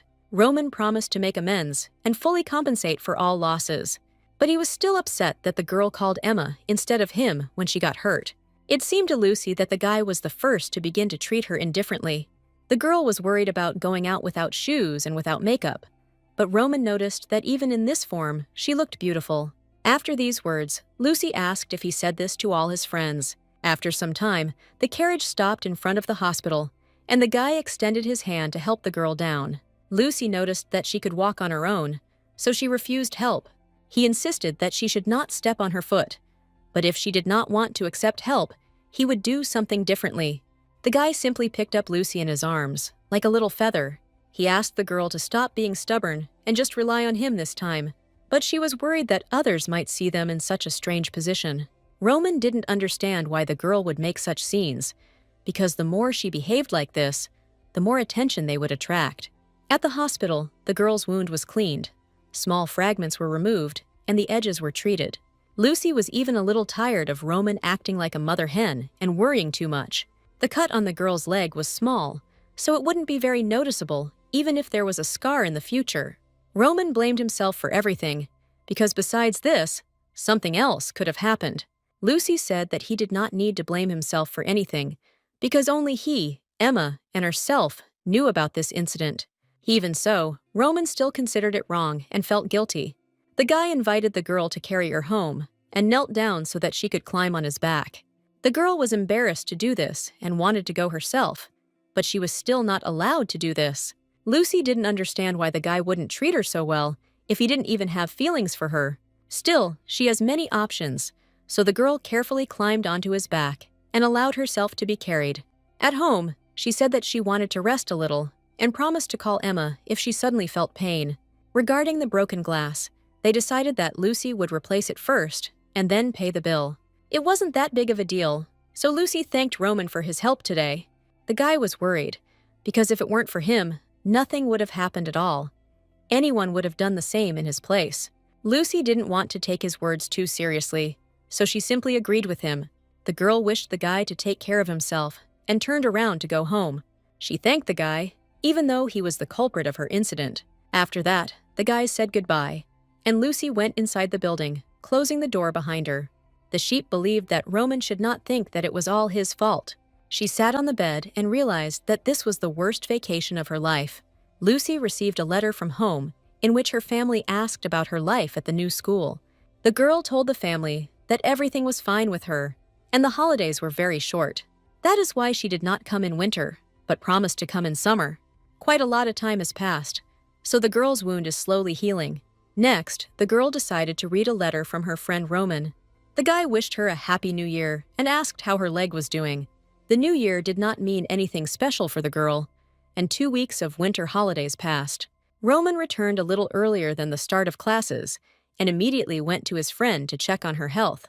Lucy reported that almost everything has healed, and now it doesn't even hurt her to walk. Roman looked very upset and could not forgive himself for such an offense. Every now and then, he looked down at his girlfriend's legs and tried to find some differences in them. Roman took Lucy by the hand and said that he would take the girl home in the evening.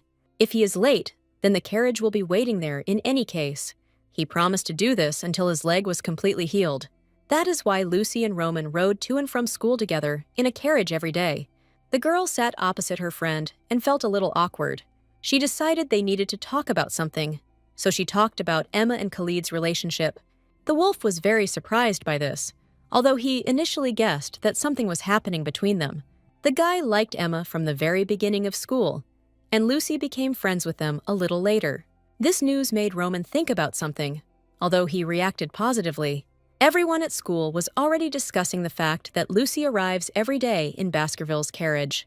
However, the guys themselves preferred to pretend that nothing strange was happening.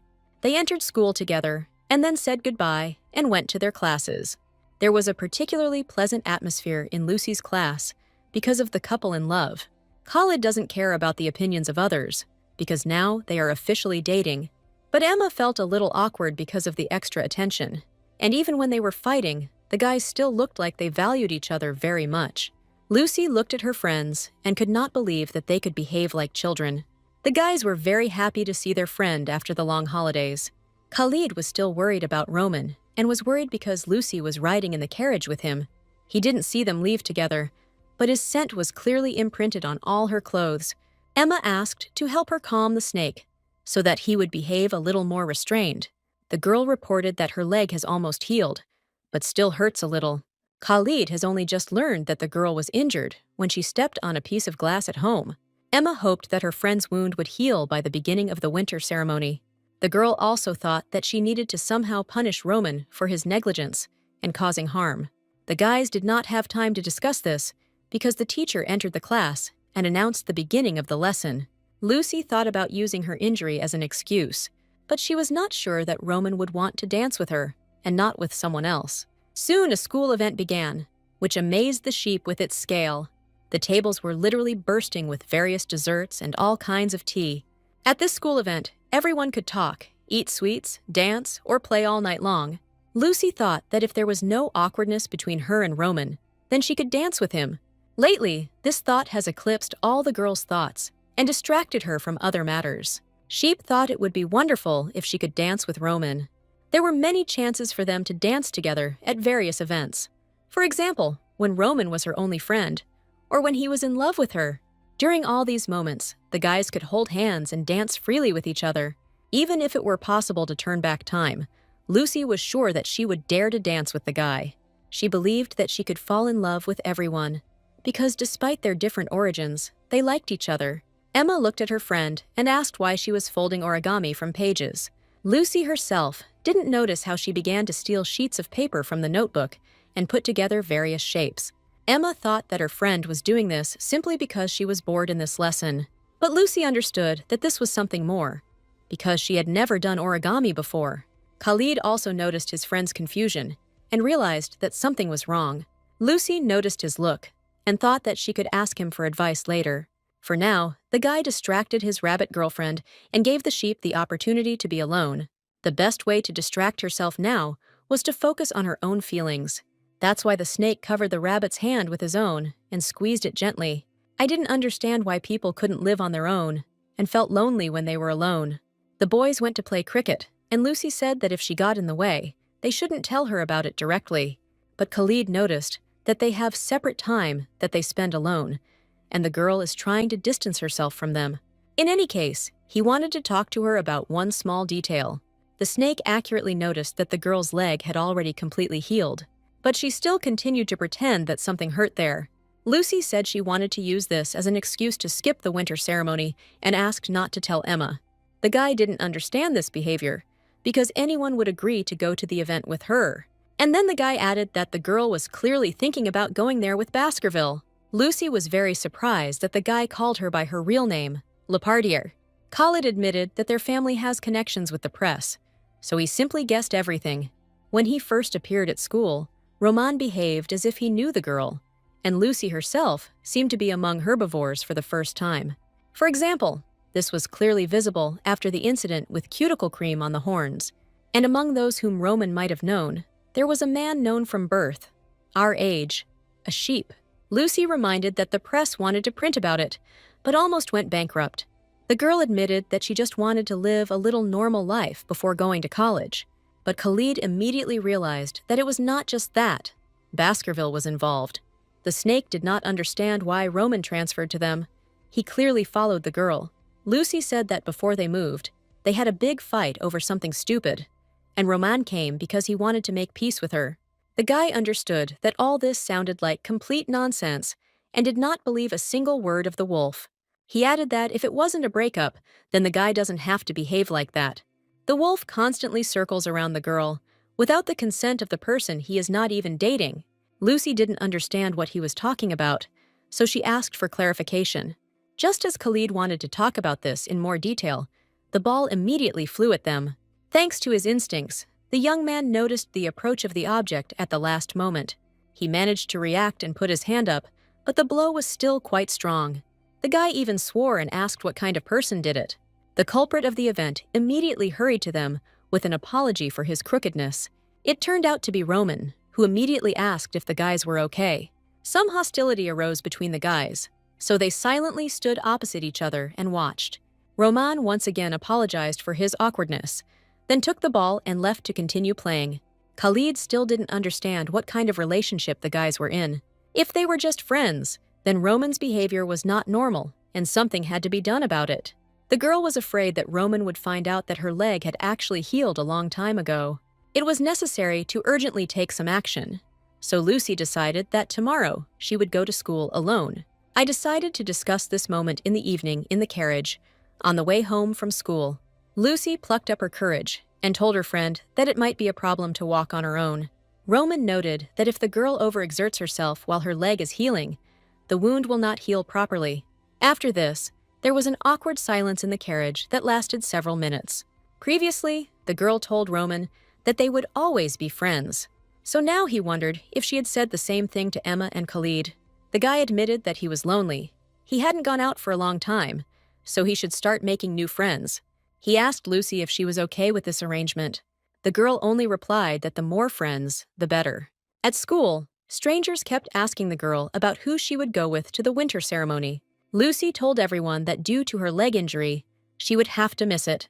Emma was most upset that her friend wouldn't go to the ceremony to have fun. She realized that the girl was deliberately spreading rumors that she would not go to the ceremony. The rabbit even guessed that her friend's leg had actually healed a long time ago. Although the doctor said that she had a muscle injury that would take a long time to heal and make itself felt periodically, the rabbit thought that by the end of the week, Roman could ask the girl to go with him to the ceremony. However, after the last conversation, they no longer communicated. Romain, using his leg injury as an excuse, takes the girl home, but does not say a word. Lucy sincerely believed that it would be better if they just quarreled. Then they could at least make up. Lucy entered the classroom and heard the girls there discussing Baskerville. When they saw her, they suddenly fell silent and decided to go talk elsewhere. The girl had long come to terms with this behavior of her classmates, so she didn't even pay attention to them.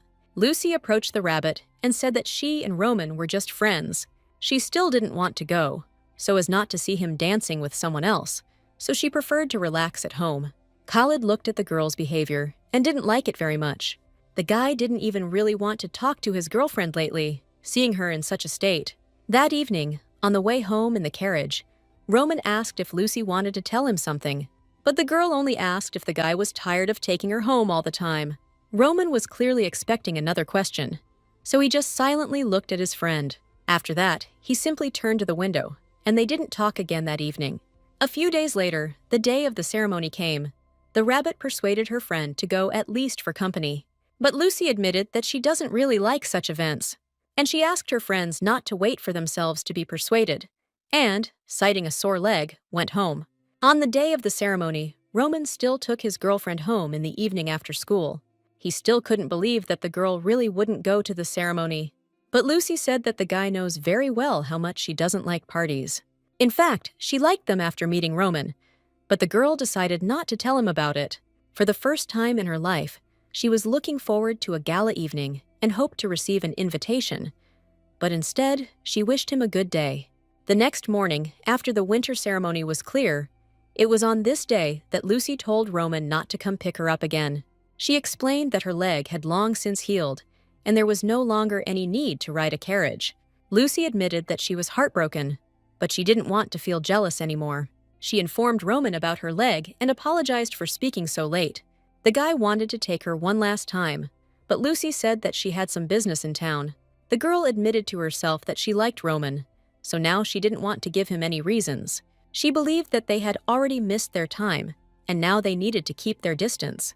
Then one day, the guy will be able to tighten her heart. Now she understood why he himself cut off communication for several months. Things weren't going well at school either. Lucy told her friends that she was going on a diet. She said she wasn't feeling well and invited Emma to have lunch with her boyfriend. In fact, the girl decided to simply avoid the place where she could meet Roman. She planned to come to and leave school early for a while.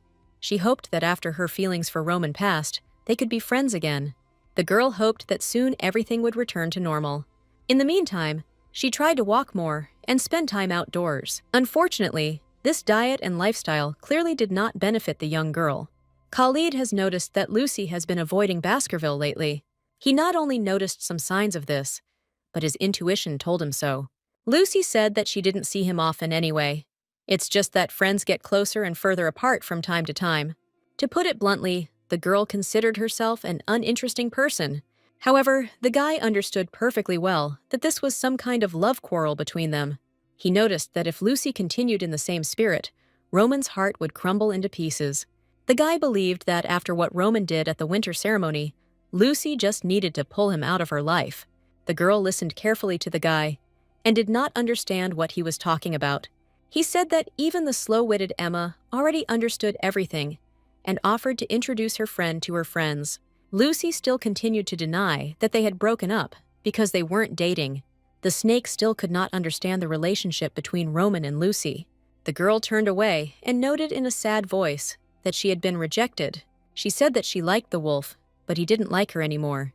That is why the girl believed that she was rejected before anything had time to start. She asked not to call Roman a scumbag because she was in love with him. The girl herself did not notice how tears rolled from her eyes at these words. Lucy was sitting in class and suddenly started crying in front of everyone. Khalid also didn't understand why his friend suddenly started crying and tried to calm her down. Khalid helped his friend go outside and get some fresh air. The guy sat the girl down on a bench and he went to get water for her.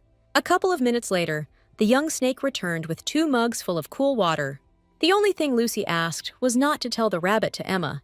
Khalid immediately knew that something had happened between the girl and Roman, so he thought of a love quarrel. But it turned out that he did not understand the whole situation at all, so he asked me to tell him. Khalid said that he was really interested to know about everything that happened between them. Lucy smiled and said that it was actually a very long and boring story. However, she still told everything from their first meeting last summer. Lucy told her friend what happened between her and Roman last year. The story turned out to be quite long and a little ornate, but the guy was able to figure it out. After the girl finished her story, she sat silently for several minutes. The snake believed that their relationship was very confusing and illogical. He could not believe that omissions between people could lead to such a state.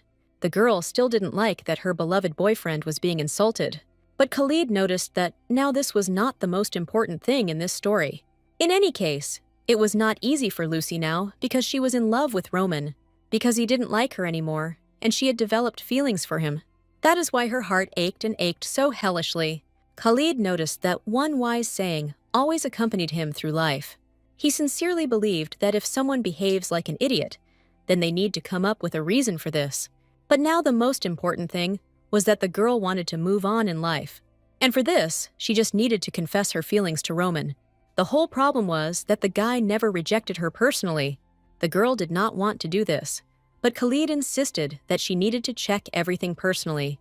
He advised the girl to have some courage and talk to the guy directly. He promised that he would help the girl with her relationship since she helped him with his. I had to admit it, because you can only honestly worry when you are truly turned away. Therefore, he advised Lucy to invite Roman to a conversation and tell him everything honestly. The girl did just that, agreeing to talk with her friend in the evening. Roman arrived on time. As they agreed, he did not look very cheerful. She didn't look very good due to her diet and constant stress. The girl was shaking very much with fear, but still decided to speak out. She had been told all her life that she should have a lion's heart, so the girl hoped that she had inherited it from her ancestors.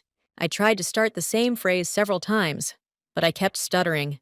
In the end, the girl had enough strength to tell Roman that he was her first unrequited love.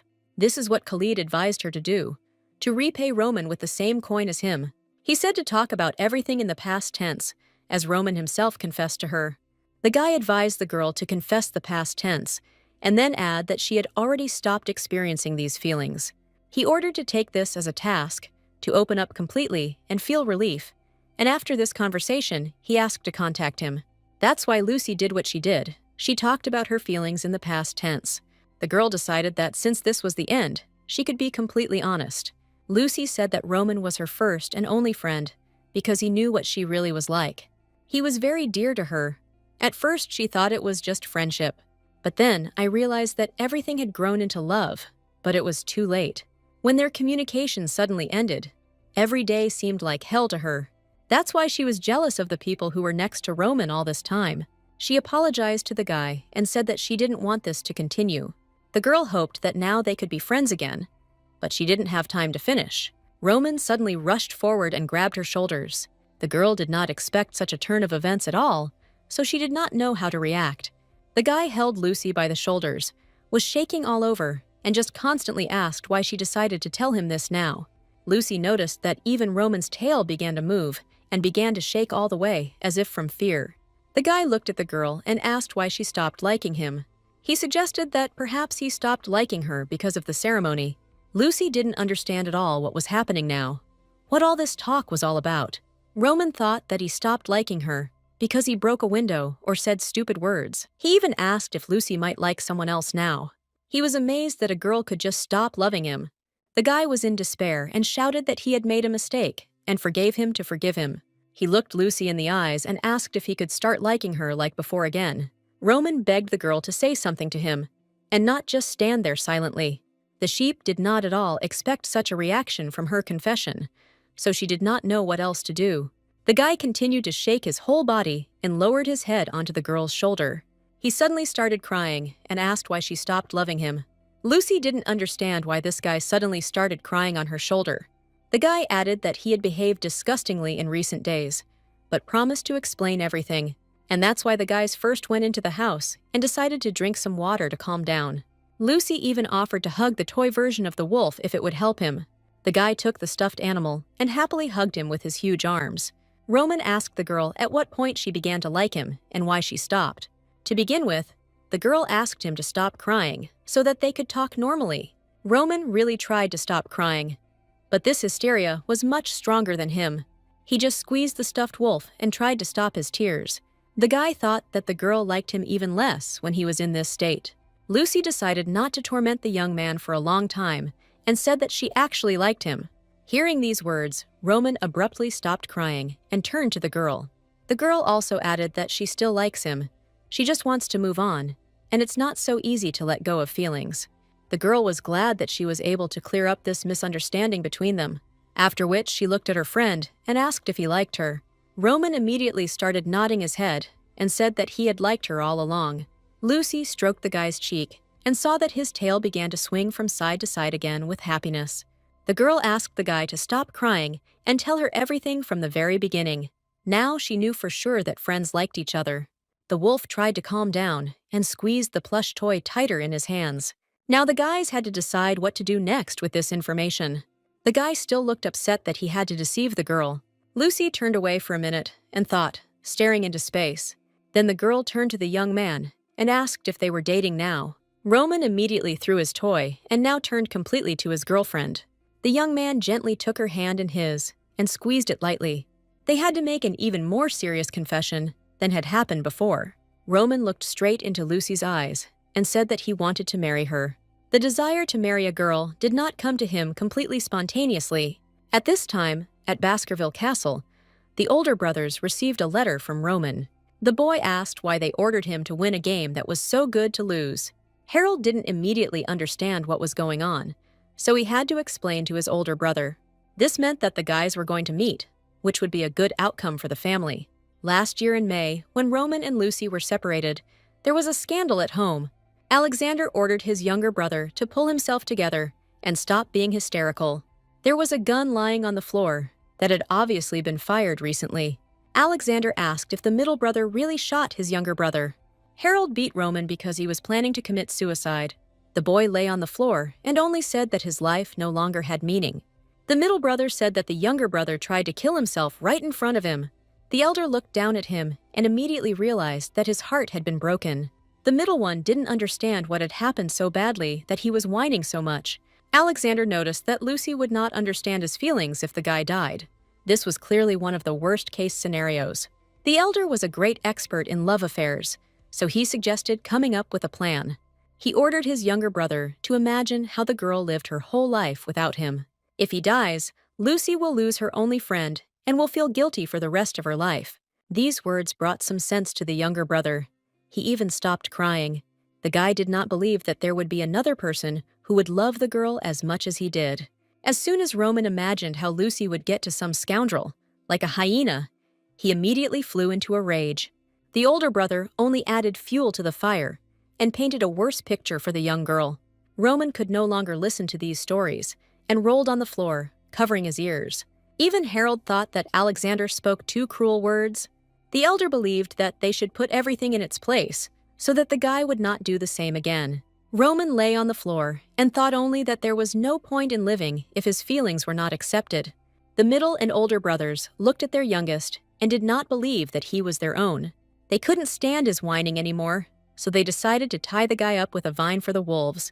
Thanks to its characteristics, Roman will not be able to break it and escape. Then the guys began to come up with a further plan of action so that their brother would not go crazy. Alexander was confident that Lucy would reciprocate Roman's feelings. They knew that their younger brother had run away recently, and now he was simply not himself. The guys decided to take care of Roman until he comes to his senses. The guys dried him with cold towels and gave him soothing infusions. Along the way, they tried to force the younger one to tell what happened. However, Roman did not want to open his mouth and tell them anything. Alexander knew perfectly well that Lucy told the guy that he was only a friend to her. Roman couldn't understand how his older brother could take his place when he had everything. However, he understood what the younger one was thinking about and said that he, too, did not get everything with a snap of his fingers. Alexander said that if Roman really wants to get Lucy, then he should not show other people that he likes her. In fact, this was explained by the fact that people do not like it when someone is very interested in them. According to his older brother, it was very similar to playing cards, so they could teach him how to win. In love and the card game, the main thing was not to show what you want, because your opponent will not give you the right card if he knows your plans. Lucy would hardly have accepted the feelings that the guy secretly cultivated in himself. She behaved this way because his feelings were unrequited. The girl was scared. Roman wasn't sure what happened at that moment. He just got angry and ran away. The guy was worried that he could ruin everything once and for all. He knew that Lucy wanted to live on her own and could move away from him. The guy thought that she wanted to get rid of him as much as she wanted to get rid of her last name. However, so far she has not said anything like that to him personally. Lucy had to leave for another city, and the guy did not want to be separated from her. Roman wanted to immediately return and talk to the girl, but Alexander forbade him to do this. He reminded that if a guy wants to get what he wants, he needs to learn to be patient. Now the younger brother was too excited. He needed to get some sleep. Under the guise of an antipyretic, Alexander fed his younger brother some kind of sleeping pill. The elder already understood which side the family lawyer would side with if the younger decided to sue him. Alexander wished Roman good night, and the young wolf's mind began to grow cloudy. Roman's last thought that day was that he had acted stupidly and left Lucy furious. Alexander himself experienced something similar and fought the urge to lock his wife in a birdcage. He thought that their family curse was pure nonsense until he encountered it himself. Alexander was afraid that the girl would run away if she knew about his real thoughts. He did not believe that Lucy, when she learned about these feelings, decided to run away. The girl did not look like the kind who could abandon a friend in trouble or turn away from him so easily. After waking up, Roman said that Lucy was planning to move and go to another school.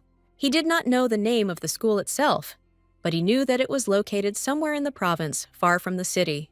The guy didn't know why she was leaving, especially since it came as a surprise to him. The girl said that she wanted to find herself, but Roman did not believe that this could not be done in their hometown. Even though the younger one told him everything he knew, the older one still had no intention of letting him go anywhere anytime soon. Roman wanted to come back and apologize to the girl, but Alexander said that he needed time. He promised that he would be held responsible if the guys moved away from each other. The younger brother knew this girl for only a year, so his hobby could have harmed himself first. He promised to help Roman if he was able to wait a little. However, a lot of time has passed since then, and the matter has not moved forward. Alexander drank tea and reasoned that Lucy really liked Roman. She just didn't know it herself yet. He advised his brother to make the girl feel the pain of loss, because people begin to value something only when they lose it.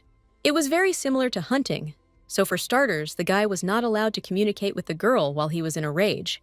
It was necessary to make the girl lower her defenses and allow herself to be caught. Only then will the girl no longer dare to leave him after confessing. Roman did not believe that Lucy could love him so much. However, Alexander only smiled, because he was a master in love affairs and understood this thoroughly. The young man entered the room holding a letter from Lucy. Roman immediately rushed to his brother, hoping to read her message. However, if he wants to get a girl, he should put these thoughts aside.